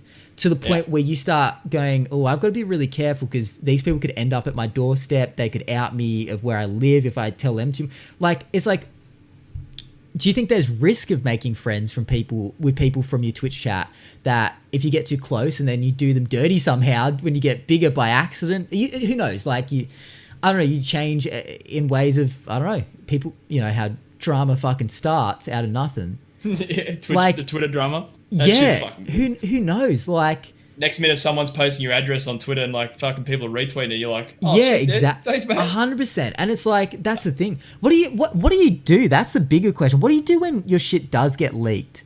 I've always thought that. I should have asked Mitchie. Mitchie yesterday talked about leaking. He actually leaked his fucking address. Oh yeah, I think I was listening to that. Yeah, I think I watched this. He turned his mic off, but his Discord mic was on. And went to the other people's streams, and he was terrified that night. He said his address, his number. What do you like? What would you do if you leaked your address on the internet? Like, I'm like thinking, I just tell him to send me pizza, bro. I just like send me pizza or don't come to my house. But like, you hear I about. just love food. I just tell him to send me a hey, if that's best case scenario. Andy. But it's like, knowing that that's out there, right, and someone might have it for a rainy day. I mean, you see, obviously, I talked about people getting spotted yesterday, so I don't want to go too much into that or anything. But even Dr. Disrespect, someone went past, and I don't think it was a real gun, but someone was firing shots in his house. Did you see the clip when he was streaming, and all of a sudden he stopped, and he gets up, and he runs out of the room, and then he comes back a couple of minutes later, and he's like, someone's fucking shooting my house, and he was pissed. He was like really angry, as you would be, because he's got a family and whatnot. Well, that went into, I think that went through his kid's room. That ball no went through, way. I think it was either his lounge room or his kid's room. Like, think about this though. Like, imagine if when he walked, that's why I had a chat with my chat. Imagine when he walked off the screen. Yeah. And he fucking walked into his kid's room or the lounge room. Imagine if he came back and he goes, "Hey, my daughter just got shot." Yeah. Imagine that. Exactly. Like, they're fucking lucky that it didn't hit anyone. So this is the thing. These people firing shots in the houses like this, like, let's just take that situation. Do you think they were trying to cause harm or trying to threaten? Because they want attention, bro. Because 100%. the thing is, they do that. And this is the exact thing I was talking about yesterday with Mitchie. The guy that, the last big swatting incident that we heard about, where a guy swatted, essentially, there was two people playing Call of Duty, World War II. Why? And they were doing like $1.50 wager. $1.50 wager, and one of them beat the other dude fucking really bad or some shit. So the guy that fucking lost hit up another dude because the dude was good at swatting and finding out about people and finding their addresses. So this guy essentially straight away, like straight after that, contacted this guy who swats people, says, "Hey, this is a dude I want you to swat." So this guy, the guy that's swatting, he calls up, says like he's going to kill his whole family, blah, this is the address. The police get to this address. This guy opens his door, and the police and they're surrounded. It's chest cam footage. There's chest cam footage. The guy opens his fucking door, and one of the officers thinks that he's reaching for his thing, fucking shoots him dead. Shoots him straight in the face. Turns out, wrong house. The guy that put the call into the police gave him the wrong address. This was an innocent father and you know, that went to his door, had a wife and kid. Went to his door to see what the commotion was, got shot dead. No, like in an instant. And turns out a couple of days ago, he got 20 years. Text says 20 years in jail. 20. Yeah, I don't want to stream anymore, bro. I know. Yeah, maybe we'll just do this on YouTube. Might just do this on YouTube. It might be a bit risky. But it's like, the thing is, the guy that put the call out, he got 20 years. And he would have never he's seen people get swatted all the time. No one's ever been killed harmless. But now he's got 20 years. And that's the thing. This motherfucker who shot into Dr. Disrespect's house, he would have just thought, like a couple of shots, get some attention. It will be able to see a reaction. He did it the night before. So he did it the day before. So they got shots the day before. And then it was outside. And then the next day they shot into the house. And then the shot goes through someone's head. And then his life's over. What are these people fucking thinking, dude? It's you know, I was so happy to see that article, seeing that Squidward looking motherfucker Like, you should, bro, look at the photo. He looks like, there's that photo of Squidward where his face is this droopy as shit, his eyes are hanging out his head. The guy, when he clearly must have found out, he's like, his face is, he looks like a fucking weird cunt. You wouldn't fuck with the doc either, bro. That guy would spider monkey kick you across the fucking street. He looks like he'd run out of his house and stomp you down. Yeah, 100%, dude. Like, a little bit, like, you know, the persona is there, but hey, you can't have that persona without having a little bit of truth to it. You know what I mean? Yeah. I reckon he would flog you up, like, 100%. Bro, especially double time if he's got the gear on. Double time. Imagine that coming out of a house, bro, the wig and shit just running towards the car. And you're like, he's still got his headset on. And you're just like, he's chugging his own brand of G Fuel while he's coming at you, and you're just like, oh, showering himself in G Fuel, just fucking running. Code Red, baby, Code Red. Just he's hot drops, man. He's doing a hot drop on your face. Like, that sounds bad when I put it that way, but you'll know what I mean. But he just fucking. But like, yeah, it's like these people that do this shit. I mean, they must have nothing to lose, everything to gain. To be that fucked up to risk. That's the thing. Do you think they think about the risk? Do you think they think about the risk that it could just kill someone? That's their life over. No. And like you know I said before, bro, it's those kids that have good guidance and the kids that are just grown up and they're like, this is a fucking good idea. Let's take Dad's gun and shoot into Dr. Disrespect's house. Well, they're like, cross-eyed as fuck, just like... It's going through your fucking chromosomes to think that that's okay. Like, come on, bro. Look, hey, Doc, thanks for the Twitch Prime sub, baby. Like, come on, dude. 100%. And you know what? It's terrifying because those people are out there, and that's what and bringing it full circle, they're on Twitch. Those people are on Twitch, dude. Like, how many people is so watch anonymous, Twitch? bro. You're so anonymous on this platform. But except for us. Exactly. Me and you are not anonymous. That dude sitting behind the fucking Chang 1658, you don't know who he is. He's some fucking neckbeard sitting there like, your mum's fat. You're like, you don't know who it is. 100%. Or it's some big Tyrone that's going to come fuck your day up if you say the wrong thing. It's like, people can sit in chat and talk so much smack. And that's what I say to some kids, man. I'm like, come say it to me IRL. Come on, just come. Like, sometimes I'm just like so triggered. I'm like, IRL, you are not going to do anything. But then you're running the risk of big Tyrone getting out of the car and you're like, pop a hey, couple my mum's caps. just called. I've got to go. I've just got to go, bro. 100%, dude. It's one of those things. I mean, it's like doing IRL streams. And, I don't know how you did that, bro. That was exhausting, dude. That was exhausting for one. And two, you run the risk of... everyone knows where you are at all times. And it's like surprising as fuck that we haven't heard of more well, really, is there any instances where someone's been attacked? I mean, obviously it'd be incriminating as fuck if someone attacks someone while they're live streaming. But they know where you are the whole time. You're giving away so much about where you live and where you're from and where you kind of like to go. Obviously, for someone like Ice Poseidon, he's a big deal. Like a lot of some of these, it's crazy. How do these people not get stabbed at some point? Because they ruffle feathers at the same time, and it's like, it's one of those things. It's like maybe there's not as many crazy people on the internet as we think. Because then you think, well, if they're going for their 5 seconds of fame, it's like, how are these people walking the streets and not having these people come up to them? I mean, we know there's crazies, but I mean, I'm scared of the internet, bro. Like this place. I am scared of this place. Well, but I try and forget about it. Like, seriously, if someone wanted to, they could fuck your day up. 100%, dude. What was I going to say? Do you think the internet should be policed in some way? Because no, there's no way you're going to do it, bro. Because do you reckon? I don't know. There's an internet inside the internet, and there's an internet inside that internet. Like, you've got the dark web and shit, bro. Like, and always comes back to the good people that wouldn't do shit will go get their license for the internet. And the dudes are just sitting on Yahoo and just reading the news or some shit. Like, exactly. And then there's the people that will find ways around it. And then, do you reckon it's kind of like in America how a lot of the people that are pro guns, they say, we don't want to give up our guns because then only the bad people will have guns. And then we don't have any way to defend ourselves. That's their rationality from what I can gather, a lot of the pro gun people. Fuck. So it's like on the internet, they'll say, well, then we'll get hacked because we don't have any way to, like, we're so under the thumb of the internet law that essentially then the people that want to fuck with us on the internet are going to have free reign over us. We have no way of even having choice of how to combat it.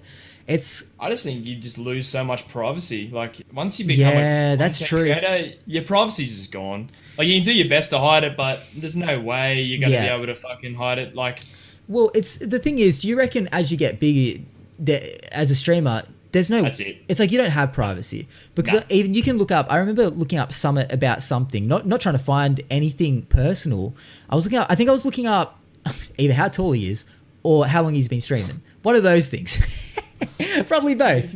Fucking chat right now, bro. Chang 1658 just appeared. Oh god! Oh my god! He actually. What a coincidence! We were just talking about you. Hey, how you going, man? How are you? Oh my god! That's so continue. funny, Sorry, dude. bro. I just So saw funny. Chang No, that's perfect. That's it. I love it. Oh god, what was I saying though?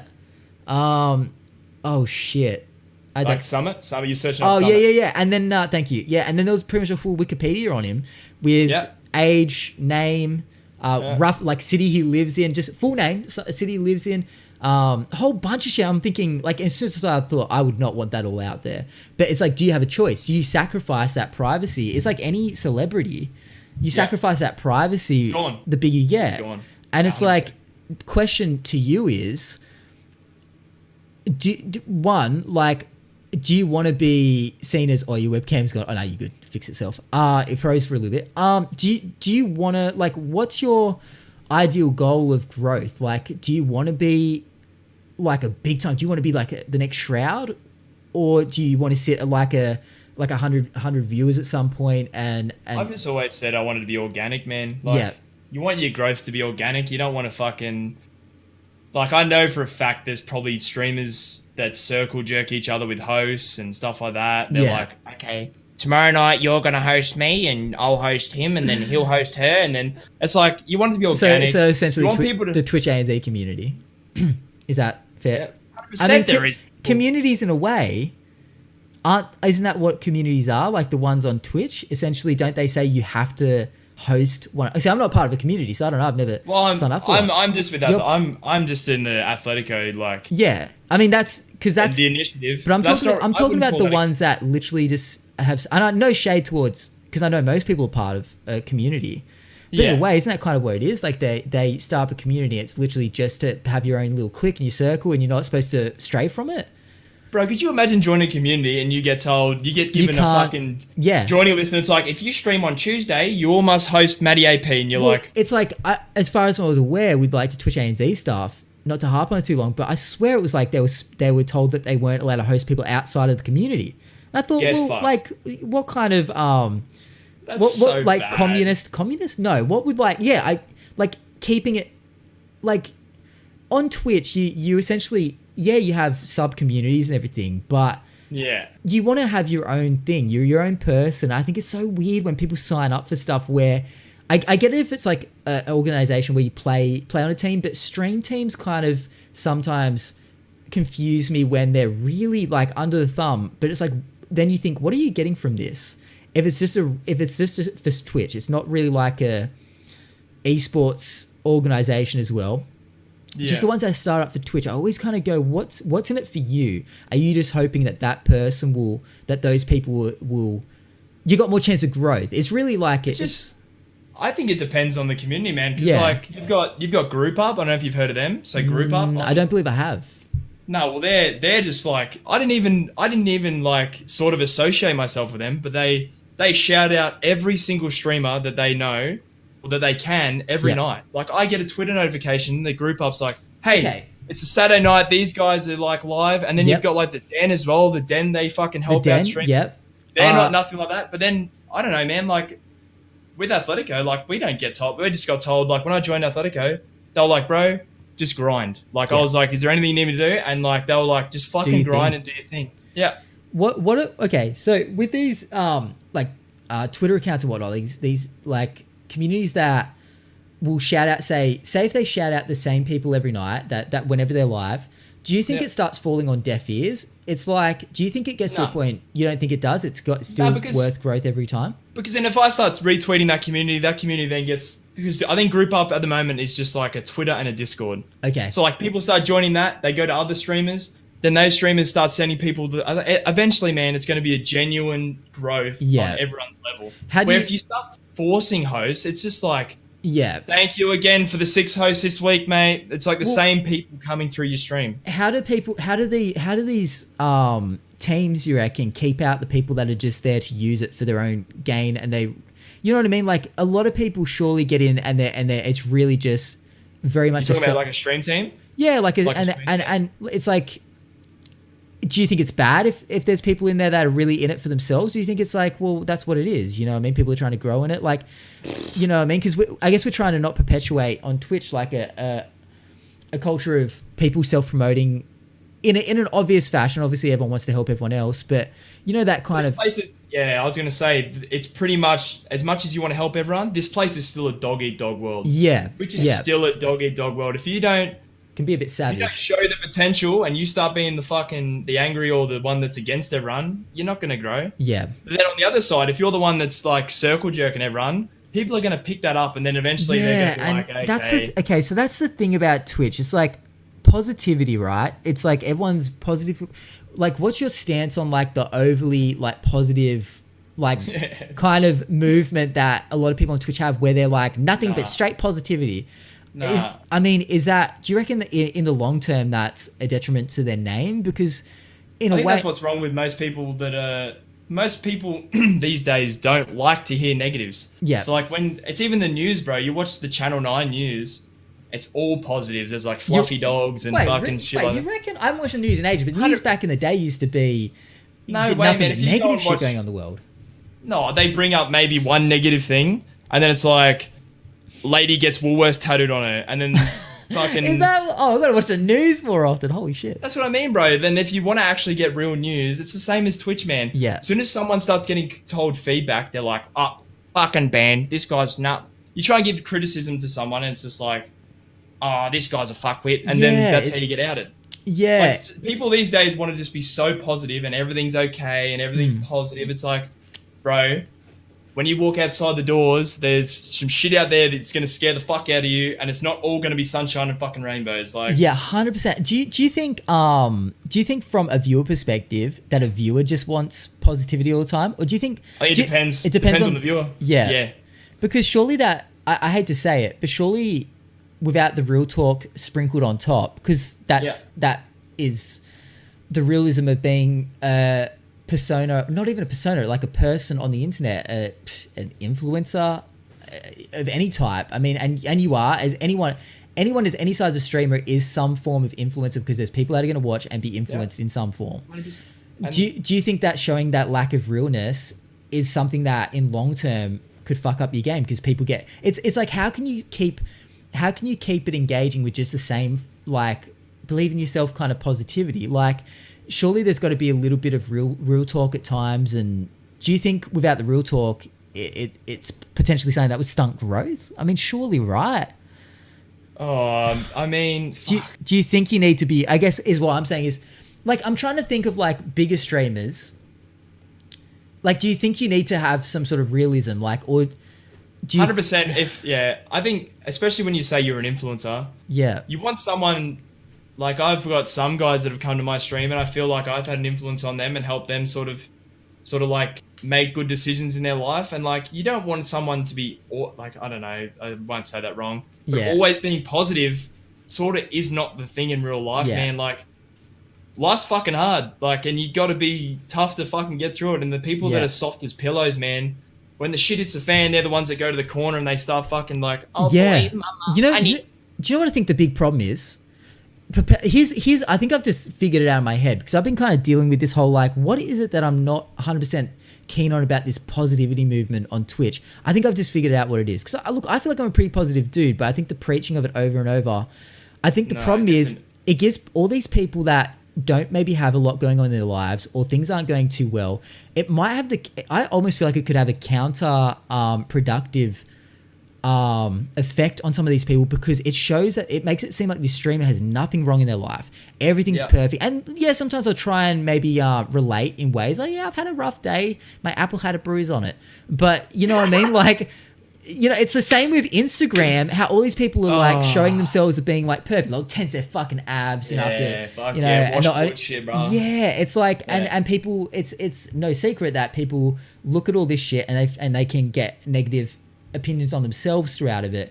It's almost like, I wonder if the positivity movement can make people feel like, in a way, that oh shit, well then this person's having a great like, why is my life so shit? Why can't I feel positive? I don't know. I wonder if that's what I'm kind of getting at. Do you reckon that's a thing, or do you reckon it's, you know what I mean? There's some people that just get so immersed in someone's content where positivity, they'll just start living that shit. Yeah. We're like, I don't know, man. That's why the doc. Are we good? Yeah, it froze for a bit. Yeah, you're good now. Yeah, my bad. The doc is someone else who speaks very like straightforward, and there's other stream. I can't remember the streamer's name. He's Australian. Reeves showed me to him. He is someone that I think everyone needs to watch. Oh, for real? Shit. Well, I'd like to. Is it profanity? Oh, excessive profanity. Yeah. Yeah, man. 100%. Like I went into his stream the first time, bro, and he is someone that I think is perfect on Twitch. He speaks it how it is. There was a guy that comes in, and he goes, "How do I sub?" And he just snaps the chat, and he's like, "There are people building fucking spaceships to build spaceships to then go to a spaceship in space to go to a planet, and you're here asking how to fucking subscribe." And I'm just like, holy shit. Like, yeah.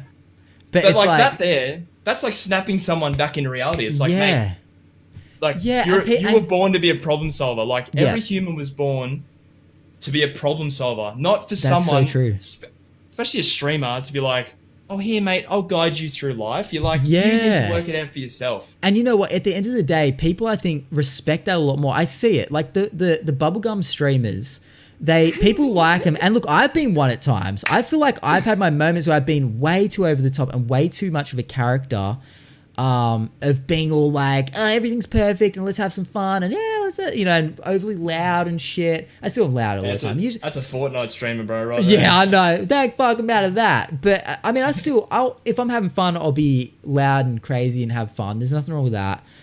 But it's, it's kind of that people, I don't know, okay, here's the thing. I've noticed, here's the thing. When I've been having a lot of fun being a bit silly, like really silly on stream, I notice that people start, slagging off on me a lot more. They start kind of acting like I'm the clown that they can hurl abuse at, and I'll just be like, ha ha ha. You know what I mean? Yep. But when I feel like I'm speaking truths and I'm a bit more real about things, you notice people go, yeah, dude, 100%, I agree with you. And you seem to get more respect. And it's funny because we all go to that place of like, oh, we have to be like overly entertaining and fun and positive. But I think at the end of the day, that's not what commands respect from viewers, because people just look at you as like the clown that they get a bit of entertainment. There's no longevity in it. It's like you have to have that little bit of realness, because people respect that. People respect real talk. If you go about the right way. Some people are just like, the people that are like, I tell it how it is. The people that do that, they're like, I don't sugarcoat shit, and I don't know if I like them, because it's like they can be a bit. It's like they just think that they're so unique. Just pretty much just talk like saying, "Hey, your face is ugly." Real talk though, I tell it how it is. No shit. And you're like, this, or it's like Kappa. That's always I know. Kappa. Yeah, cover it. It was a Kappa. It's like, okay, mate. So if you fucking kill someone, it was a Kappa. I'm sorry. I know, right? But at the same time, Kappa works because it does put, when someone comes in and says you look like a piece of shit. No, that still would look good with a Kappa. I still like, the fuck you say to me? It's one of those things though. Without a Kappa though, sometimes it can be the intent of the comment can be so much Kappa more. Saves lives. That's what Kappa saves lives. That's true. That's a hashtag right there. Like that is, get that trending. Get that. You can make a charity out of hashtag Kappa Saves Lives. Like 100%. Put that on a shirt. Let's start raising money.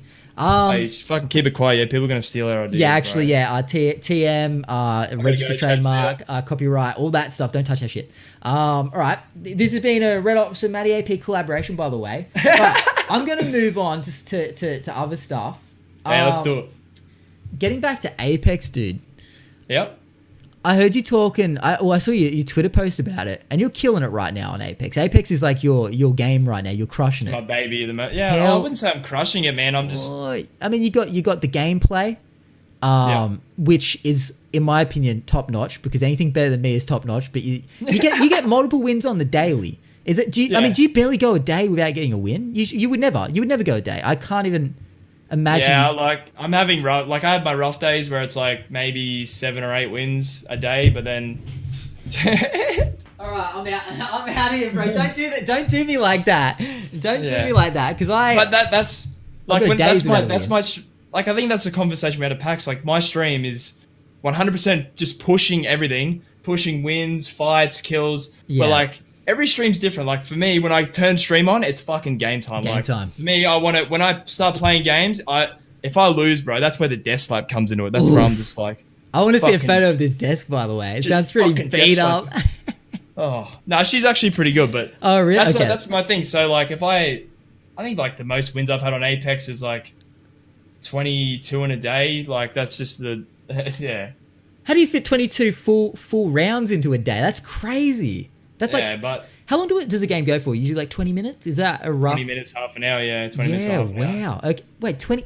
Holy shit. Okay, amazing. All right. But yeah, I do stupid hours on Big stream. I fuck, think. you do, yeah. I mean, not stupid hours, but you're going that full time kind of, like you're streaming the hours of a full time streamer. Yeah, but that's what I say to chat. Like people come in and they see me streaming so much, and they're like, "Oh, are you a full time streamer?" I'm like, "Nah." Like whenever I'm playing games, I'm streaming, and because I'm injured at the moment as well, like it's easier for me to sort of stream as much. But whenever I'm gaming, I'm streaming pretty much. Like maybe I'll play a little bit after stream or before, but other than that, like I'm chilling with chat, playing games. Like it's Do not. you find the concentration on stream versus off stream is any different for you, or do you find you play? I feel like I play better on stream. No way.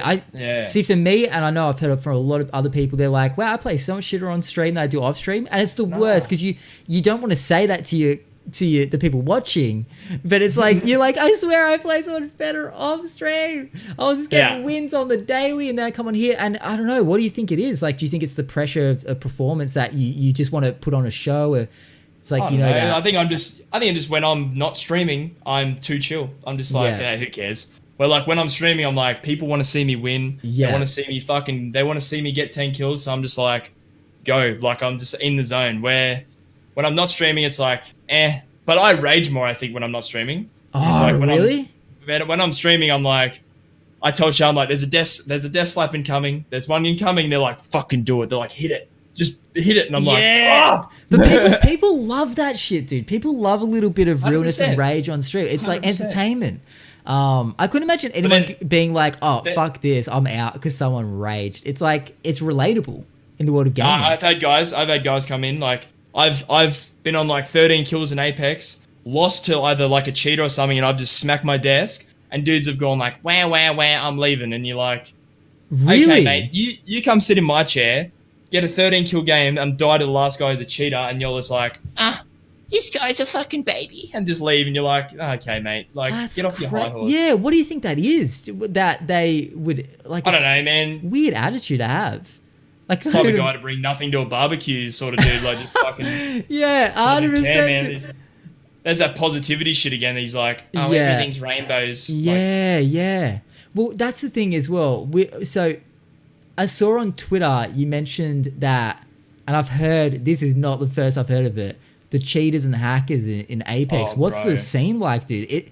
It's fucked, man. There's this Chinese hacker. Well, the Chinese companies are just putting out free hacks, and it's legitimately like, all I say to chat is, it's the kids that played the game for 2 weeks. They're absolutely dog shit at the game, and they're like, all right, where's mum's credit card? And we go to Google, and it's fucking Apex cheats. And then they walk around, bro, and they can just do this. They just look up in the sky, and I'm dead over And there. it's like, the bullets are still wrapping around. Yeah. But here's the thing, I've seen a few like streamers that seem to have a slight bit of clout still getting pulled up, where they're accidentally showing that they're hacking on it. Like for them, I got accused today. I killed a team today, and someone comes in, and he's like, "Nice aim hacks. Where'd you buy them?" And I'm like, "What?" Almost like, a compliment at that point. You're fucking flexing on him. You know what I mean? Like, Woo! I've never had anyone say that to me, and that's a damn shame. I feel like that's almost your resume to send into like an organization. it's like, hey, what can you bring to the fucking community? And you're just like, Well, hey, here's I'll be a right back. long list. Roll the list out of people that have Let me bring in accused you this of Twitch hacking. chat. Let me bring in this Twitch chat that thinks I'm here cheating. Like, 100%. That's the thing. Like, what's the so obviously when Fortnite became a thing, there was like a fuck ton of hackers on that.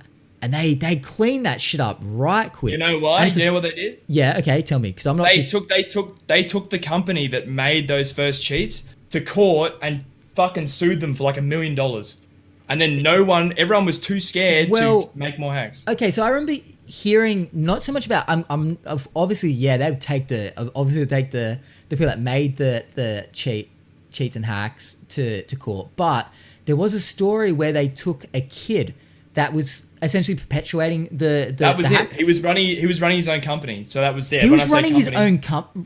He was selling them, man. He was selling them for like $100 a pop. No way. They took this kid who was like in his teens, I would imagine, to court, and they sued him for it was a couple of million. I'm pretty sure it was a shit ton. Fuck him. And Get rid of him.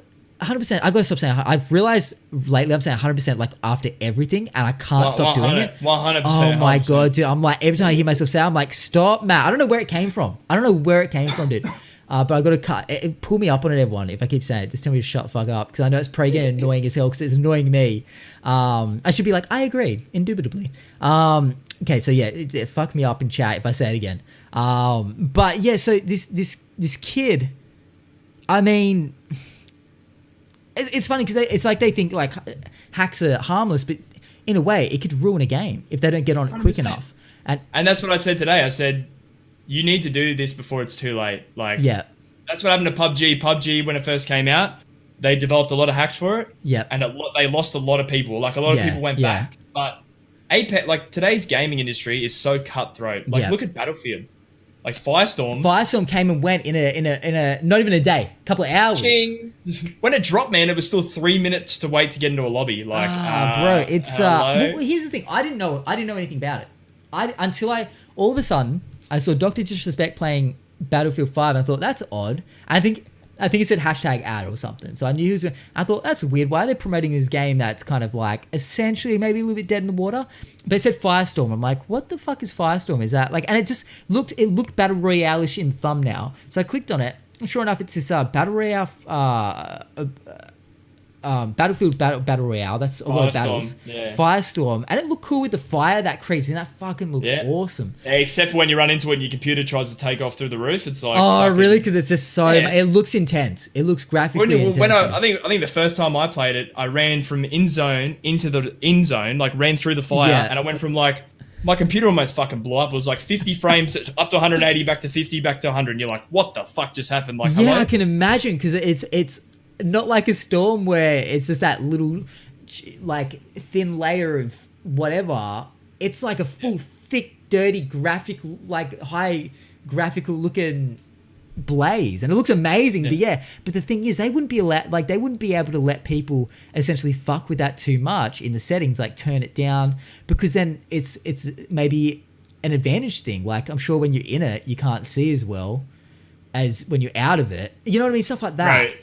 Bro, the game is doo-doo. Like, it's seriously, it's in bad. Fortnite, you know, when you killed someone, the loot explodes like a fucking pinata. Yeah, which is, In Battlefield, you kill someone and they're like, hey, Fortnite's got a good looting system, let's do that. Instead of it like exploding, it's just like, it's like the dead body just passed the feces of all his loot. All just shut out a couple of weapons. And you're sitting there like this trying to get a loot, and you're like, and pick up.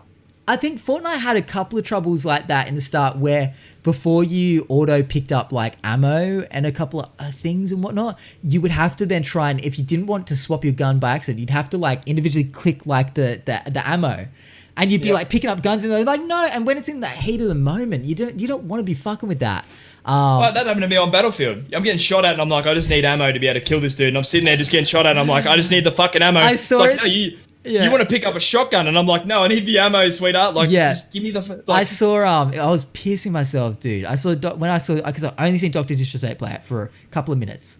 And that was it. That's all I saw of it. But he went down to someone's dead body or some shit, or maybe it was a drop. It might be an airdrop, and he got a sniper, and he's like, ooh, and you know, Dr. D loves his snipes. Got the sniper, and he's like, oh yeah, and it was towards it. It was like at the very end of the game. It was like their team versus the other team, and he starts running off with it, And it looks like the guy's loading or something, and all of a sudden he goes to take a shot, and he's like, "There's no ammo." And he had picked up like, because the ammo's all just fucked all over the place and in weird. And so he had to run back and try and figure out what ammo, and it's all clusterfucked together. And he's like, "Ah!" And they still won it. But like that, it was like, in my head, I'm thinking, yeah, this could be done a lot better. Someone put a meme 100%. up as well. Because isn't it like, there's like a tag on the weapon, like when it's on the ground, the loot has like a thing over it showing where it is or what it is, something like that. Someone put like, I don't know if this was real, but there's a picture of like literally just in front of this person, like almost, there had to be like 50 different things scattered across in front, but all these pings all over it. And they're like, what am I going to take? And it's like they couldn't see shit because all the things, like all the pings for it were in front of all the... And I was like, this game, it looks like it's a fucking mess. How did they not think of that? I feel like that game was made in fucking MS Paint. That's what I think that game was made in. Like, Holy it shit, is dude. seriously the worst. That is the worst BR Really? I think I've played in a one. Yeah. 100%. It's shit. Do you reckon... It's terrible. So do you reckon they were planning on doing it from the minute, because it's come out so late after they released Battlefield 5. Yeah, fuck them. Like, do you reckon they planned on doing it why would they release it months later? I believe it's months later. And then how then still does it seem so rushed and fucked? And third question, we've had so many battle royales now. How the fuck is anyone getting it wrong? Money. EA's just fucked, man, I think. Like, EA screwed themselves. They release Apex off the drop randomly, and then they're like, hey, and Anthem drops next week, by the way, and everyone's like, who gives a fuck? We've got Apex. It's brand and it's not the first time something like that's happened, though, with developers. It's the same with Titanfall 2. Got wedged in between Call of Duty and Battlefield. Yeah. And it killed the game. I just don't think they're thinking, bro. They're just like, yeah, let's just drop games in between big games, and then how are they drop not our new thinking? Game. How are they not? Like, this is so the most important decision they have to make of marketing, where it's like, when do we release this? When is this going to get us the most revenue? And you just can't process what the fuck is going through their head when they're like, let's just throw this money down the drain. Yeah. Because people... I would love to hear what their boardroom meeting was talking about. When they're like, let's release Titanfall, or let's release what's the fucking game that came? Anthem? Because that's an important game that I remember in my head now, apparently. Yeah, I'm playing it after this. Wait, have you played it? No. It's not I my played kind the of game. beta. Played the beta, really? yeah. Yeah, and it you know was what? That's the thing. The game is a little bit not what people expected, and they also did a fucking heavy beta session for it, which gave people... It was like a reskin Destiny. It just felt like a reskin... And people had too much play with it that it's funny when, like, you imagine when games are released in a beta form where they really give a lot of people a lot of chances to play it and stream it and this and this and this, yet they must think the game's great, because if they're confident enough to it's like a game releasing a demo before the game comes out free. You can play the first 2 hours free. It's like, you must be damn confident that this is going to not turn people off the game, but make people more likely to want to play the game. And I know beta testing is important, but Jesus fuck, like, Anthem, I saw enough of that before it came out. When it came out, I was like, oh, the game's out now? Oh, wait, is it out now? No. Is it out now? Or is it still beta? It was such a weird process that the release was so... Yeah, because it's like everyone had seen enough of it. Everyone's over it. It seemed like the game had been out for so long. Also, I also refer to the fact that I had to watch that fucking ad... no shame, a second day I'm saying this, but Vondel going, wow, this is sick. And I was like, I swear to God, if I fucking hear that before a stream again, I'm going to lose my shit. And it's like, Bro, I would ask for that to be taken down. If I was in that ad, I'd like, take it off Twitch now. Look, I know I was the one that said it, but this is defamation at this point. Can you remove this? I don't want this up on You Twitch. are currently take a dump on my chest, Twitch. Yeah. Why'd you put that part in? Would you want to be on a Twitch ad? Like, not but an ad play. It's got to be fucking epic though. If I'm going on one, it's gonna be like fucking fireworks and shit, smoke. I'm just rolling through, pushing through and shit. Not like, wow, Anthem. No, we're not playing with Bundle though. I want him on the podcast one day. No. I love to do. Sorry. No, but you know what I mean? Because I feel bad when I say he's gonna. Hopefully, he wouldn't fucking watch this podcast anyway. I don't. Well, then maybe you would. Hi, Bundle. I'm gonna go, bro. But I know now I'm like trying to dig myself out of this hole. I actually really love and respect. Yeah, but think about but it's like, also back him up. He probably got offered good money. Yeah. Probably fucking do the ad, play the game as well. Yeah, so from that point of view, think about streamers, like, they get paid ads to fucking like they get paid so much money to play games they don't want to play. Well, like, I think I watched a video that was like, some streamers get paid like up to 10 grand an hour to play some games, and you're like, the rumor that's floating around is that Ninja got paid $1 million to play Apex for one day. $1 million. Because think about it, he's got like 40 or so thousand odd people watching his shit. What better marketing to like? What? Yeah, what better marketing? That's life-changing shit, bro. Like $1 million? Yeah. I'd play Apex for free right now. Let's go. Exactly. But why would they give it to us? Because we're not going to show 40,000 people. How much Uber Eats I could buy with $1 million? You'd like exactly. You could ration that for Uber Eats for the rest of your life. Holy fuck. And it's like, yeah, we'd play it hands down whenever.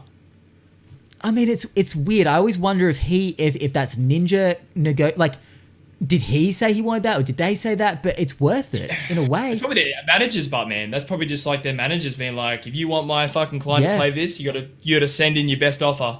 And then the manager's probably like, hey Shroud, you want to play fucking Lord of the Rings for 500k? And he's just like, why not? I mean, I'll fucking play for a day. We would play a game for. I would play a game, I should say, for barely anything. If someone was coming at me, I'd say, and I the thing is, people know by this point that so many people play games on Twitch and they have #ad. No one gets offended. It's clearly not a thing that people get bothered by these days. Do you think they have to put that though? Do you think they have to put I believe that they do now. Yeah. I think on social media and on Twitch, I don't know why or when this happened. I think there was a thing where all of a sudden that legally, I believe if you cut a deal like that, you have to say #ad because otherwise it's some sort of marketing deception, which is crazy. That's just people being so gullible these days, man. Exactly. It's like buying anything off an ad and believing it is gospel. You know, I don't fuck with ads. I don't fuck with ads anymore. If I want to buy a product, the first thing I'll do is I'll go to YouTube, not even reviews, because I feel like motherfuckers on text reviews these days, brands are just putting their own, like if people can view bot, then people can paying people to put in a good review. 1,000,000,000%. God, I can't stop saying it. I'm like, how do I get out of this? I'm halfway through saying it. But the thing is, like, why do people in today's day and age, 2019, listen to any brand talk about their product? The thing is, I find YouTube to be one of the most viable, and look, I'm sure there's paid people on there as well, but you can see their fucking face.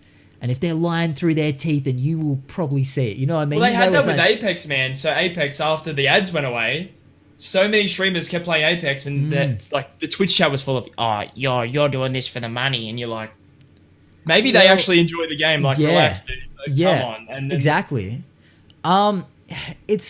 Oh god, I had something I was going to say about that with the advertising, YouTubers.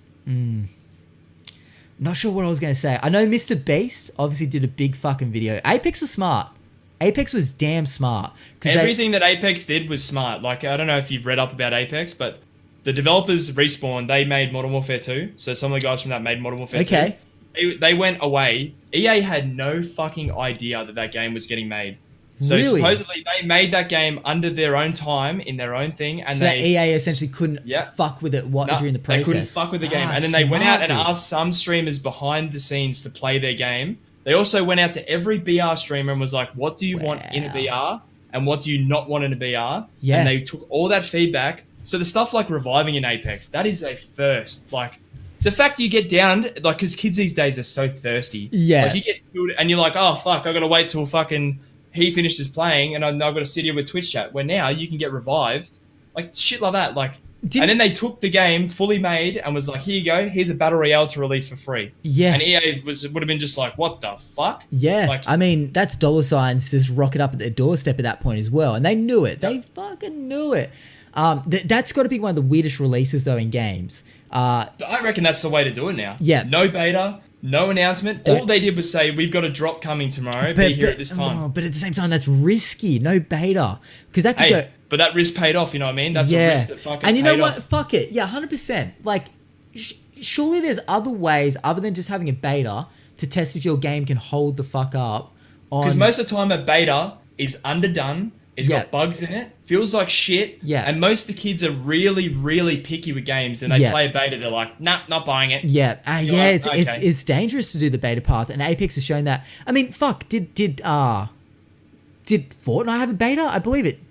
Oh, did it? I don't know. I don't fucking know. No. Yeah, but that's what I mean. If they, I don't remember hearing about a beta about it, and they released. But Fortnite also had that Save the World before. Yeah, so they were able to. Yeah, people have already had sort of gameplay. They just used the same engine that's sort of made Fortnite. That's true. That's true. Yeah, because it's one of those things. It's the way they released it was so odd. I remember, I think Dr. Disrespect was like, I think there was a rumor like 2 days before, like, EA is looking at releasing a new battle royale from the creators of Titanfall, I believe, and I was like, okay, this, and everyone was like, oh, can't wait to play in a Titan on a battle royale map. Everyone thought it was going to be like massive mechs and shit. Like that. Yeah, because can you imagine the shit show? No Someone gets way. like that would have been OP as fuck. Yeah, Dude's just fucking gutter stomping people with the Titan. Yeah, I mean, definitely. Pulled myself up again. 100%. Yeah, so I mean, really, so they've done well up until the point where, I mean, I've heard Dr. D fucking talking about it, where he's saying that the hacking is just ridiculous, and it's like Apex? Yeah, and it's like, so why haven't they seen how everyone else has done it so far to eradicate it? Why haven't they done it yet? Well, the thing that's happening now is they're doing hardware bans supposedly, or they're doing IP bans. No one knows. Yep. But now they've gotten rid of a fair few thousand people. Yeah, they've done a few. Well, no one knows. That's just an article that's been released. They haven't really confirmed. Oh, okay. I think Apex has confirmed a number that they've banned, but they haven't said how they're banned. But the thing I know that's happening now is hackers are buying other people's accounts. Yep. And then the way they use the ban is the person that made the account is the one that gets banned, not the hacker. So the person playing on the account could be a completely different person. Oh, so then shit. once that account gets banned, they buy another account and they just keep hacking. Why do people sell their accounts at this point in the game? What's there to sell? Money. Everyone's desperate for money. If you keep making, you know how easy it is to make an email and make an Origin account and download Apex. Surely you'd have to be gullible to some degree, at this point in Apex's life, to sell an account, because they're barely got any. Like, the skins aren't crazy. I guess what are they? Do they think that their stats are so up there that if they like it's worth selling? Like, what is the selling point of an account like that? I get maybe just on just the hackers, man. I don't think anyone else is selling their account. For the person to sell. Wait, the hackers are selling the account, or no? People are selling their accounts to hackers. Okay, so that's what I'm saying. Like, what is it in that person's mind that goes, my account is worth being sold? Why do they not? Are they just stupid? Are they a bit slow? They don't kind of go, why is someone going to buy my account? Like, what do you think the hackers are saying to these people to like make them think that it's so... That's the gullible shit again, man. That's just like, hey man, I'll give you $5 for your Origin account. It's so easy. Here, I'll send you an article on how to go remake a new account. And they're like, dude, yeah, sick. It's preying on the slightly stupid, right? Like, they prey on the sheep. Yeah, and then those people will probably get fucked down the track when, like you said, if they're going after the people that originally made the account. Jesus, man, that's some shit. That's some people, stupid people getting absolutely fucked down the track. But what do you think? Like, you think they're gonna? I mean, they have to deal with it. They've got no choice. I mean, do you think this could kill their game? Like, what's the time frame 100%. on it? It's gonna start. It's already starting to kill their game. Yep. The fact is, now I play it like before I finished stream, I was still playing. I think where we're getting bounced between Australian lobbies and Asian lobbies because I'm killing dudes with the name Zhao Wang Zheng. No way that, like, okay, I get where someone here could, but yeah. But there's no way I'm running into that many fucking Zhao Wang Zheng relatives that it's fucking inconvenient. Like, there's no way. I'm like, that's just people leaving your game, man. Like, and I don't know, Blackout had the same thing. Like, Blackout Blackout was a hot fucking mess. I love that game, bro. I used to love that game. You must be excited then. Is there any chance you'll go back to it? Because apparently in a day or so they're releasing that new, what is it, Alcatraz? Is it Alcatraz? I think I wrote it down. New map on, I fucking didn't write the name. I just wrote new map on Blackout. Idiot. I think it's got, I hope he's not really dead. That would be awkward. I'm just asleep, bro. It's Resident. That's an incredible. That's an incredible. Like, I actually almost was like, "Holy fuck! Did he have a heart attack all of a sudden in the news?" Yeah, it is. Yeah. So what's the go? Like, are you excited about it, or is it just? No. Yeah, Apex wow. is now my baby, bro. Apex, I think, is one of the best BRs that's been released. Wow. Yeah, a little too late. And I'm not saying that because I'm a fanboy, but No, I think but Apex. wait, that's the thing. Apex has nailed everything that a BR needs. Yeah, well, except for a couple of things, but other than that, like try and think of big things that are wrong with Apex. Like PUBG, the thing that pisses me off about PUBG is the movement. You feel like your feet have been put in cement. It's like Yeah. like a forklift. I remember when I first played PUBG, and I just was like, wow, this is, and I was still pretty new to PC gaming and controls and whatnot. I was like, this just feels wrong. Like, opening doors, you're like flinging open. You press E. It's like a 2-second delay. You're like E. Yeah. And it's like, and your character's just weirdly, jankily running. And yeah, you're right. Concrete on the feet is almost like the perfect description for that shit. It just felt janky in a slow, like, yeah, like held down kind of way. Yeah, that's the thing. Developers are saying that people want fast-paced battle royales. They don't want this. And Battlegrounds was like, how long did a game take? A full game? That was pretty long. Don't get me started on fast-paced fucking games, bro. Anyone that says that a game is too fast, just go play fucking chess. Like, come on. Like, oh, this game's too fast. I don't want to play it. Like, come on, bro. Yeah. Like, the reason you play like PUBG and Apex. If you say, oh, I don't play Apex because it's too fast, it's like, come on, dude. You're just you're just a dog shit gamer, in my opinion. Like, you're just bad. Like, the fact you think a game's too fast, it's like, just adapt. Like, just learn. Yeah, that's the thing. Like, I don't know, bro. That's just my opinion. A lot of complainers, but I guess they're all the people like me. I mean, I've never really complained about a game so much. I always look at myself and go, well, it's me that's shit. You know what I mean? But yeah, there's a lot of people that just, I mean, in a way, brought up Dr. Disrespect, but we're talking about fucking battle royales and shit like that. Yeah. But he's very much, obviously it's somewhat a persona, but he's very much the type of character that throws blame on the developers of games. Every game he plays, he'll be like, Respawn, wake up! You know what I mean? Yeah. And they are where it starts. Yeah. Because that's what happened to PUBG, and Doc will say it. PUBG got comfortable. So PUBG were the first big battle royale, 100. and they were like just sitting there just for like money, comfortable, didn't update their game, didn't bring in new... The guy that made it, what was his name? Shit, the guy, the player unknown dude. Player unknown guy, yeah.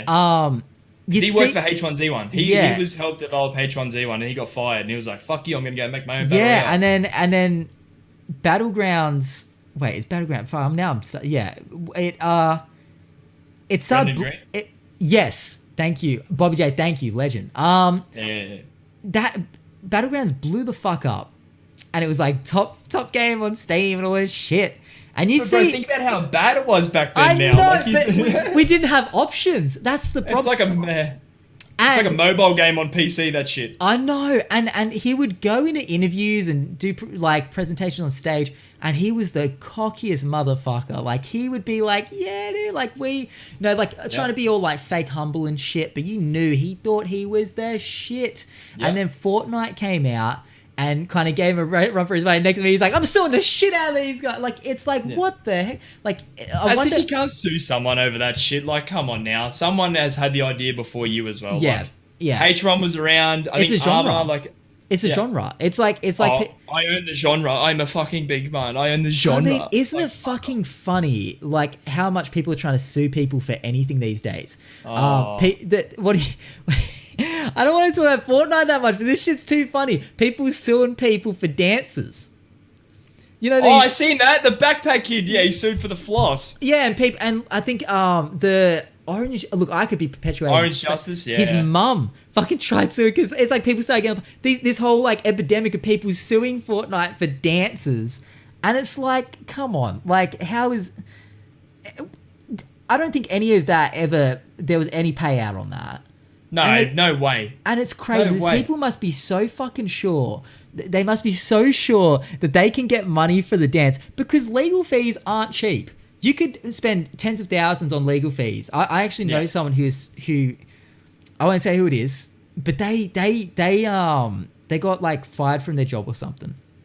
But it was like it was a weird situation. But he went about it. He was like, "Nah, I'm going to sue them. I'm going to make them kind of pay me for all this shit." and he ended up taking like mortgages on refinancing the house, which was already had a big mortgage on it, spending tens of thousands of dollars on legal fees to come away with nothing.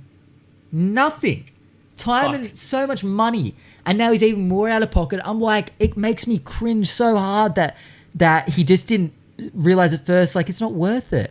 And I think people are just that desperate, man. Like, it's like those people that try and get insurance claims that people lay down in front of cars and they're like, just hit me. Bro, the surveillance footage of seeing people walking in front of a car and like drop on it and then fall on the ground. It's crazy. I mean, I guess suing in Australia isn't so much of a thing, but I guess in America maybe it's more of a thing. And that's why I guess we see like people trying to sue for these dances, but you can't fucking sue for a dance. I mean, But going back to like Fortnite, did you see Fortnite when Apex came out? Like they released this massive update with all this stuff. They freaked out. You saw, like, there's a fucking competitor right now. And they did the what was it with the creator codes? Creator codes. Yeah, trying to. Oh man, and everyone. It was. But look, they know it's obvious. They're not stupid. They know that they look obvious, and they at that point. Yeah, they probably would have owned it. They probably would have said, "Yeah, this looks obvious. We're fighting for it." We're scaring off Apex. Yeah. They have to, and you know what? Big fucking ups. Look, people can hate on Fortnite all they want as a game, but you cannot hate on Epic Games and the developer. Look, sure, maybe they've done shady practices with certain things, but as developers of that game, holy fuck, like they keep that game tight. They know what they're doing, and you can't hate on it. I can't stand it. When people, they might not like the game, they might not like the player base, but man, discrediting anyone's work, where are you going to get to in life discrediting such hard work like that? Like, these people make this game, they put effort in. They didn't know what kind of player base they're going to get. They didn't know, like, they're just trying to put in, they work so damn hard. If anything, we should be inspired by how hard they work and how dedicated to a project they are, no matter what happens, no matter what. Well, that's what I think I think that's why Apex is a little bit behind Fortnite still, because Fortnite update their game every week. Every week, yeah, and they have done almost since every week, day one, release, which is mind blowing. I don't even know how they do it. Like, that's what blows my mind. And that's why I was talking to Aussie Tex, as you might have seen last Wednesday, I believe, and we're talking about with Apex and what they've got to do to keep it fresh and survive. And he said that the skins, they brought out the new battle pass and the skins just look like shit. That was terrible. Yeah, terrible. And it's like, if they can't get that right, do you see there's a chance that the game won't have longevity? I think the battle pass was rushed. I think they had so much because they had people just yelling down their throat was like, you need a battle pass to survive. And you're like, no, you don't. But technically you could imagine that surely every skin and... Fortnite does so much that surely some of that shit's rushed, but it always looks polished. Nothing they've ever brought out doesn't look polished. But they bring out something every week. So what the fuck is Apex's excuse at this point? What is their excuse to bring out subpar cosmetics? No, but no one knows what they have hidden in their back closet. You know what I mean? Like, exactly. There's rumors that Apex is going to, like, supposedly there's a roadmap for Apex to have 12 more legends put in the game. I was thinking they need to do that shit. Yeah. But then there's rumors that there's new maps, there's rumors that there's new everything. Like, that they could be spending more time on developing new characters, new maps, new content. Like, a battle pass is a battle pass, man. That's just But that's the thing. If Fortnite's on it, then again, benefit of the doubt, Fortnite and I know I'm comparing the two a lot, and it might be triggering some people. They're not the complete same game, but it's like I said, games like Apex should be getting it right now from day one, because they see what works. They've literally got the blueprints in front of them, and they might want to switch it up. But if you're not at least at that level or beyond or pushing it further, then you're going to be behind. You're clearly always going to be behind that other company. I know that the games do have a lot of differences, but I just think people expect after playing Fortnite, they're going to have expectations. And to bring out a subpar battle, do you reckon at that point they shouldn't have brought Battle Pass out at all? Do you reckon they should have waited? I think they should have waited. They should have waited. Because I think they should have waited and brought out like a Battle Pass, character, map, or something like that. Yeah, something just big. New weapon, new shit like that. Like, they should just drop the whole big load. Have they brought out any new weapons? They brought out one. Is it good? It's a terrible game. Man, but people like it. Like, the thing is, for me, I don't like it because on a competitive level, it's not a good gun. Yeah. But if a casual player picks it up, they're like, "Wee, this thing shoots laser beams." They're like, "This is Oh, sick." really? So Yeah, it's so an they're like- energy weapon? Yeah, energy weapon. Yeah. I fuck with energy. I'm just telling you, boy. I fuck with energy. All right. So like, yeah. I want to move it along. I want to talk to you about quantum. Let's this is the point where I guess Full sellout. full sellout. But you did recently, only like a week ago or something. Like that, Yeah. last week picked Man, up. last week was a big week, man. Like, Yeah, that I know. was a 'Cause crazy I got week. okay. So you know what? Fuck it. Quantum later. Bigger thing to talk about, the event you went to, which I had to look it up. I had to look up Yeah, what same, bro. When I got invited to it, I was like, "What the fuck?" It's on a Wednesday, Thursday. the AHG Expo. I believe it's sponsored by Kino or something. And I was like, okay, I've never heard of this gaming convention. And I looked it up and it was what is it? It's something in gaming. What Nah, so the easiest way to explain it is it's like hospitality, that's the one, yeah. gaming. So when they say gaming, it's like pokies. And I heard, because I saw gaming. stuff like I'm like, that. oh, gaming. Yeah. But then as I was looking, I'm like, Kino, hospitality. I'm thinking, how's hospitality and video games meshed into the same convention? Yeah. So how the fuck did that all come about? Like what? And what were they? Obviously, you were with Athletico were invited. That's I'm guessing how that's came out. But what was like having you there? What was their reason for getting gamers in? What was the sell? So it was crazy, man. So the AHG, it was all owners or like big business dudes going in there to buy new products for the year. So it's pretty much like an EB Expo. So like dudes going there and everyone's advertising their newest products. There was like new ways to make pizza quicker in like hospitalities. There was like new hotel cleaning systems. I think I saw the one brand I could see in one of the photos was I think Dyson, which was across. And I was like, so that was like a new for hotels. They had like all this new stuff for hand hotels, dryers and shit, probably stuff like that. So the esports they were promoting is showing how big esports is and how easy it is to branch out and get new people in. So there was a guy that came up to me. I was streaming. And he owns 2 pubs and a fishing club up in Cairns. And he's like, "Hey, mate, how much does your computer cost?" And I'm like, "Oh, mate, like the setup, like the computer's $3,000. Then add everything else is like maybe like $5,000 all up." And he's like, "Oh, that's fucking nothing. I've got this big wall in me pub that my son's gonna add 10 computer systems. So people can come in and have he's like, people are gonna come in, have a pub feed, play the pokies, and they can go and play some what was he say? He's like, "Yeah, Fortnite. They can go play Fortnite on my computer." Yeah. I'm like, holy shit, that is on another level of like.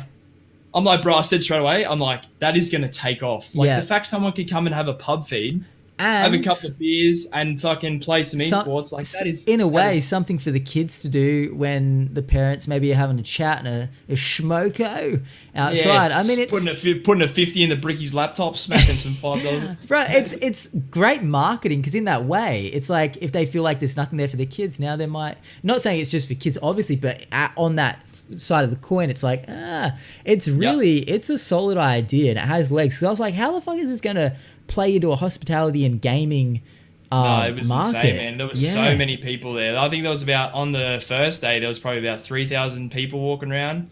And like we were streaming at the desk. I don't know if you've seen the photo, but there was like a desk. Yep. So it was me and Bella, me and BK, we were streaming next to each other. And then in front of our setup, there was a monitor that was plugged into ours that just had what we were playing. Oh, for okay, they could walk right up to the desk and pretty much stand right in front of you. Like I had like 20 to 30 people just stand there staring at me and like your peripheral vision while you're trying to play. Like, just seeing people's faces right part. Yeah, that would fuck me up, dude. I got to the point where I'm like, "Oh, can I answer any questions?" And they were just like, "We got no idea what you're doing." And I'm like, "Oh, I'll try to explain it to them and stuff." But it was the way some people took on esports, they were like, "Oh, we're going to put this in our hotel, or we're going to put this in our thing." And I'm like, "Holy shit, esports is about to take off." There was a hotel owner that was like, wanted to put a gaming system in every room of their hotel.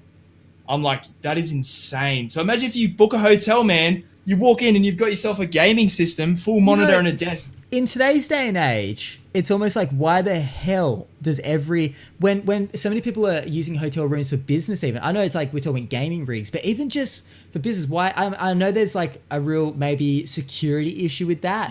And some dudes there like fucking just pulling up all sorts of like illegal porn, just like spamming all sorts of shit. Put the speakers on when the cleaners come in and shit. Like, you just don't know what they're gonna. Housekeeping. So yeah, in a way, like I was gonna say, yeah. Why do we not have PCs that for people that are, you know, on the road and they need a computer that maybe to even just look things up on this and this and this in today's day and age? But are they talking gaming PCs? Yeah, like Wow. she like this lady asked me again. She's like, "Oh, how much does your system cost?" And I'm like, "Oh, this is a sort of pretty much the top end. Like, and it cost me about $3,000 to build." And the same answer, man. They're like, "Oh, that's nothing." I'm like, "How much money have you got?" Holy shit! Well, that's it. That industry, man. The gambling industry is wild. And one of those pokies costs a lot of money. Oh, you reckon? I went to one of the stands, and one of the pokies machines costs like, I think one of them was saying like one of them costs like $150,000 for one machine, because they can sell it for that price because the return on it. He said the return. Yeah. Someone's going to sit there and put their life savings through it, just slapping $5 bets, and you're just like, oh my god. The turnaround of money they must get from those machines must be so fucking quick. Oh, because man. to be able to put down, and then if they had the money to outright buy that shit, holy shit! Yep. I had no idea. I mean, it makes sense because then, you know what? If it was totally affordable, every motherfucker would be starting their own bistro with a pokey section, 100%. thinking they've got to keep that shit a little bit tight and locked down. Otherwise, That's almost like the economy, the pokey economy would be fucked.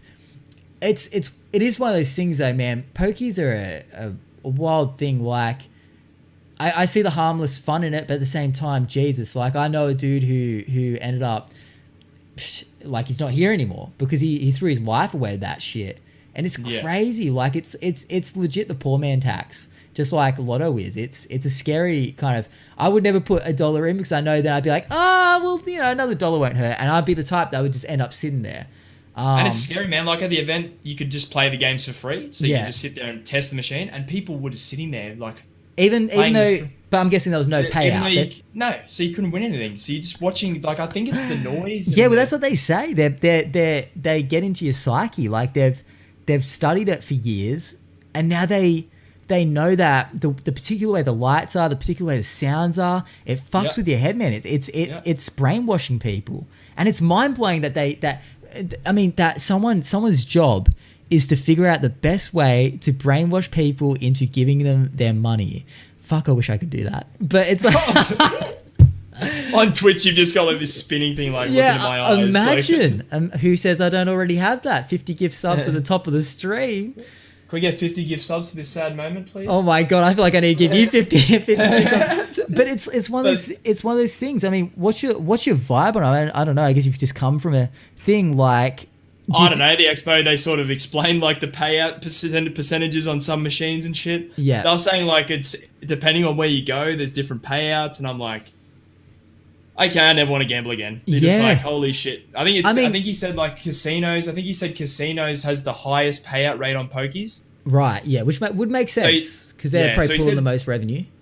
Yeah, so yeah, he just said it depends where you play. Yeah, okay. And I'm just like, oh, that's so fucking dodgy. Yeah, so like, if you play in like a tiny little bistro in like a hick town, you're probably not going to get much out of it. But if you go to a major city and you're playing the pokies there, yeah, I can imagine because they've got more to pay out. They can afford to give a few more wins so that people are more likely to go, yeah, bro, I got paid out the star 100%, and more people want to go. It's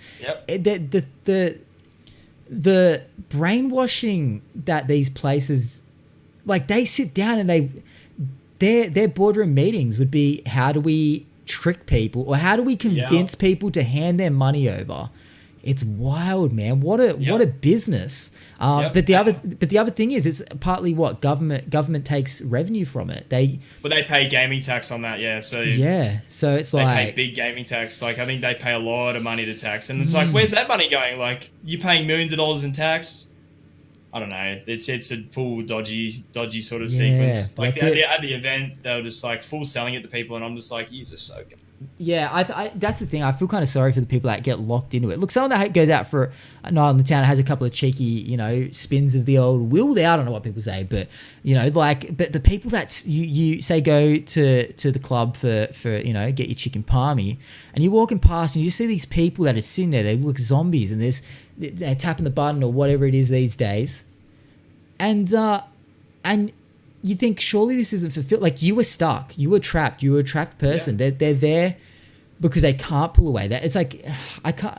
Yeah, it's weird. Do you think it's ever gonna? With the way the world's going, everyone's getting all PC and all this and this and this. Do you think that's a thing eventually that people are going to be like, we need to fight for this? Because like I said, like I've lost a loved one to it. A Table, thank you for the host, man. Appreciate it. All the table heads coming in. Appreciate it. Hey.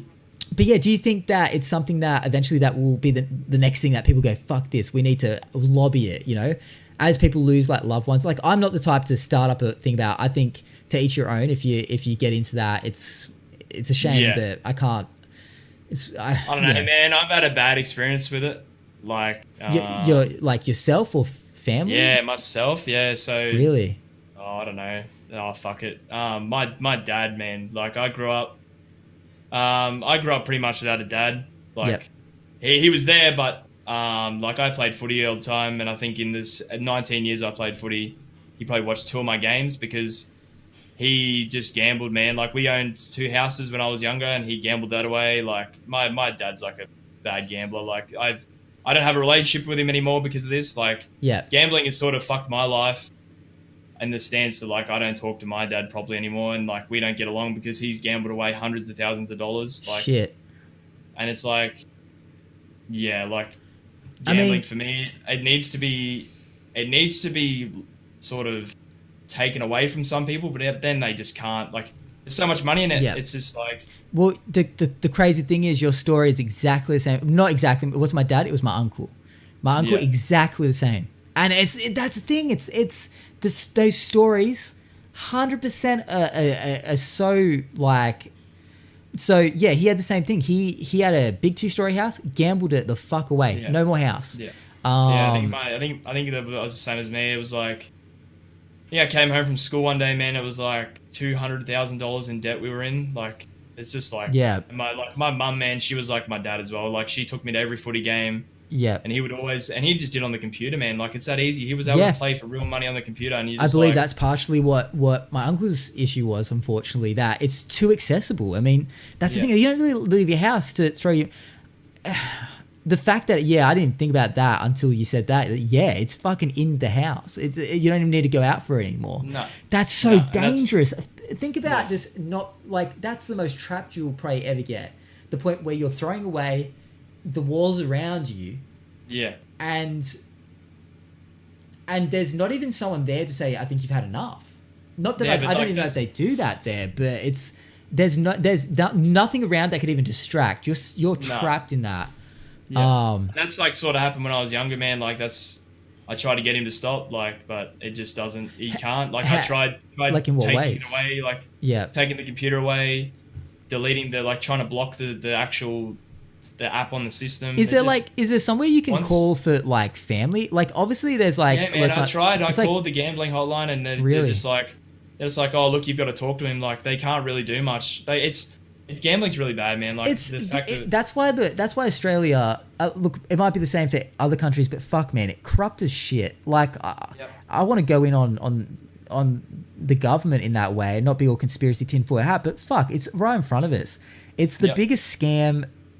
I can't believe 100%. In this day and age we let it happen. That's what I'm getting at, because obviously we both have that experience. I'm sure a lot of other people have had that fucking experience, but the government is totally fine with this. I don't want to mean to bring the fucking mood down. My uncle killed himself at the end of all of it. Fucking he locked himself in a freezer, an old school freezer that had a lock on the outside, so he couldn't open it, because I think he wanted to just get away. He didn't want to have an option to come back and ruin it. I think he felt guilty about the people around him.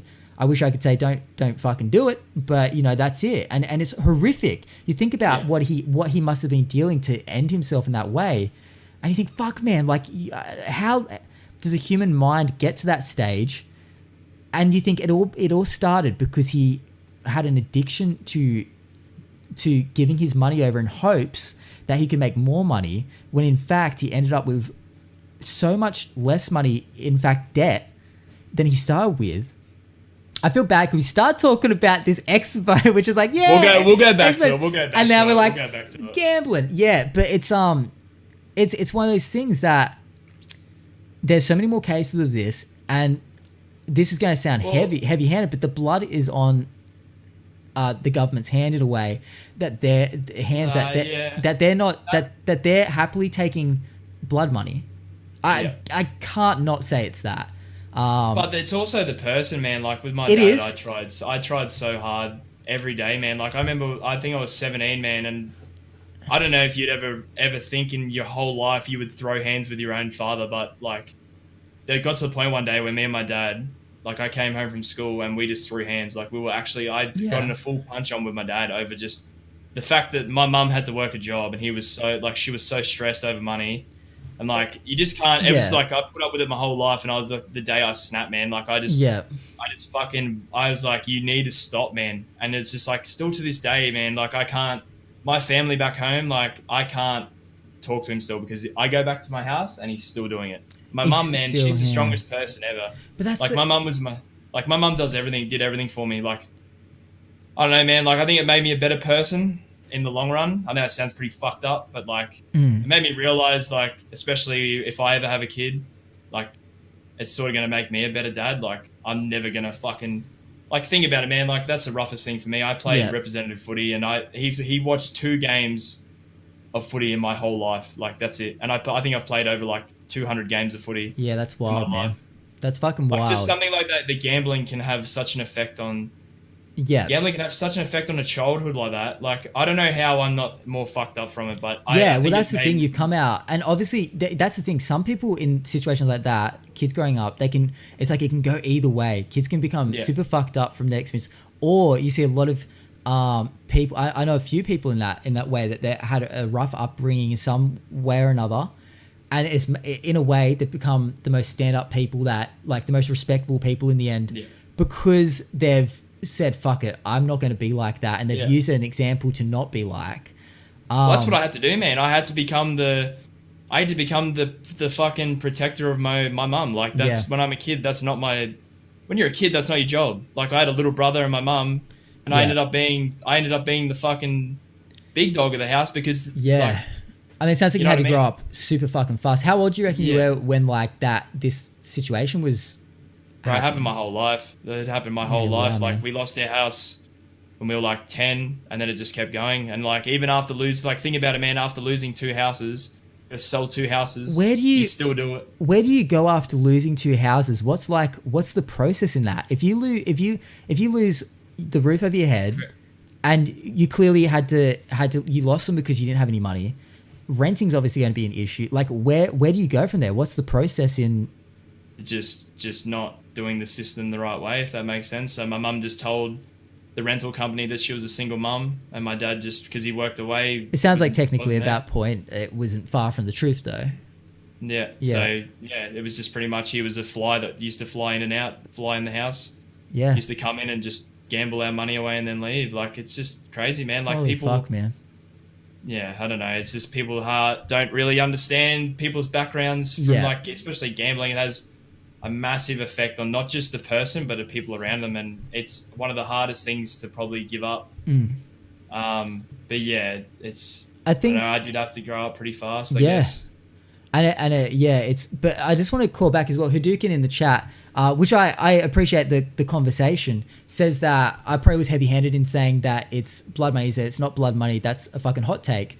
I think, in my opinion, look, blood money might have another meaning. I'm just kind of saying it as I say it. But I think as soon as someone dies from perhaps the core effects that were majority spurred on from something that could have been avoided if they've cracked down on those kind of, you know what I mean? I think if they're taking money knowing, guarantee people are there's families being ruined by it, and there's also people committing suicide over it. You can't say there isn't from gambling. Yeah. At that point, when people are dying because of causes of not having. But the thing is, bro, the government don't see that. The government don't see, like, say my story. They don't see what happens. They don't care. Like, I know that sounds really bad. No, but I believe it. They don't see people killing themselves. They don't see that. They don't see the fucking damage is done by it. But that doesn't change the fact that all they see is the money in their bank account going up. And to that, like, That's the fucking truth, man. Money makes this world go round. But politicians, as much as I like to say they're stupid, they aren't stupid. They're aware. They know what's going on. They know. If we know, then they know. That it does cause these kind of issues in people's lives. And for a politician not to stand up at some point, or one of the higher ups, and because they must know that they need the money, but then they tax the fucking hell out of small businesses. And I don't want to get all political because I hate talking political, but it's, they tax the shit out of small businesses, and then they come back at us. They tax the shit out of everyone, but then they come back at us and go, oh, actually we're actually in deficit. We don't have any money. We're actually broke, so we're gonna have to find other ways to tax you. And it's like, well, that's not our problem. When you're taking helicopter rides just to go up the coast, like an hour's drive or something. And that's just because we're all a number. Like, I believe, I've sort of realized over the past couple of years, like, we're just a number, bro. Like, as much as you think like you're something in this world, everyone is just a number. And the government, you just fall under the government's fucking quota. That's like the living, like the price. Like, I don't know. I have this conversation sometimes. Like, this is the price of being able to comfortably live. Yeah. And the government makes sure that 80%, not even that, 95% of the world sits right here. Yes. You sit just below. Oh my God, dude. I don't know if like this is obvious to everyone else. It should fucking be. They make sure you just only have enough to survive.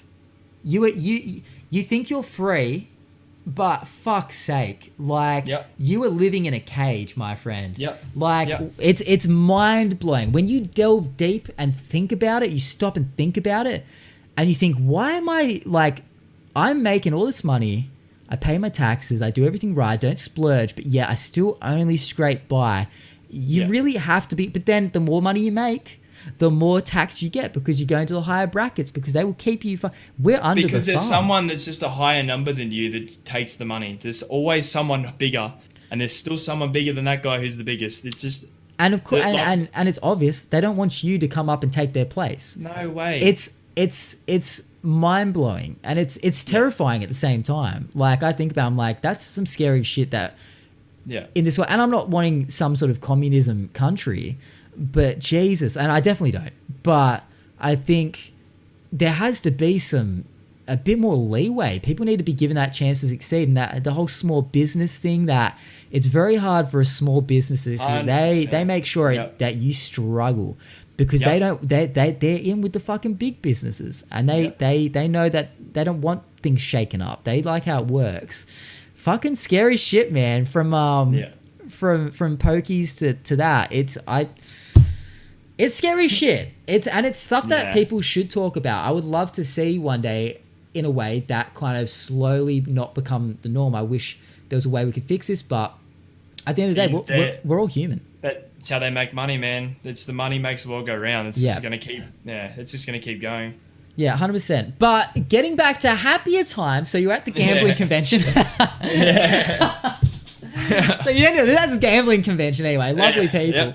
But so god damn, I feel bad then going back and being like, so how was the gambling convention? No, it's fine. Because it's like, what was like, obviously the vibe you're saying that they're going to be incorporating like they're looking at incorporating gaming PCs into clubs, but also people potentially saying hotels and shit, which is crazy. So when you went there, did you know roughly why they were wanting to get gamers into a convention like that? Were you a bit confused, or they were just like, oh, look, man, you can live stream from our booth. Yep. For 4 hours a day, and it ended up being more than that. And they're just like, we just need you to live stream and promote esports. I was like, fuck yeah, that's a sick opportunity. And like, some of the shit that came from that, man, like, I had people walking up and just throwing real $5 notes at me, and they were like, I saw that, And you're like, what the hell, man?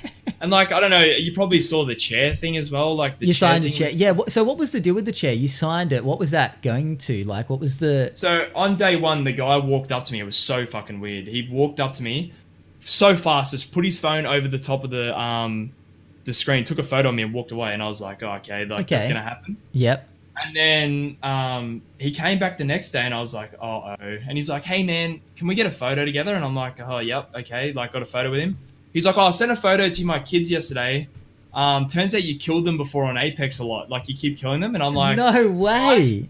I'm like, oh, that's pretty cool. And he's like, oh, what are those chairs you're sitting on? I'm like, oh, that's they're RedOpz chairs. They're the Athleticos new sponsor. He's like, fuck it, I want one. I'm like, okay, man. Like I gave him to like the salesman of the chairs. Yep. And then he comes back like at the end of the day, he's like, hey man, can you sign my chair? And I'm like, wow. Oh.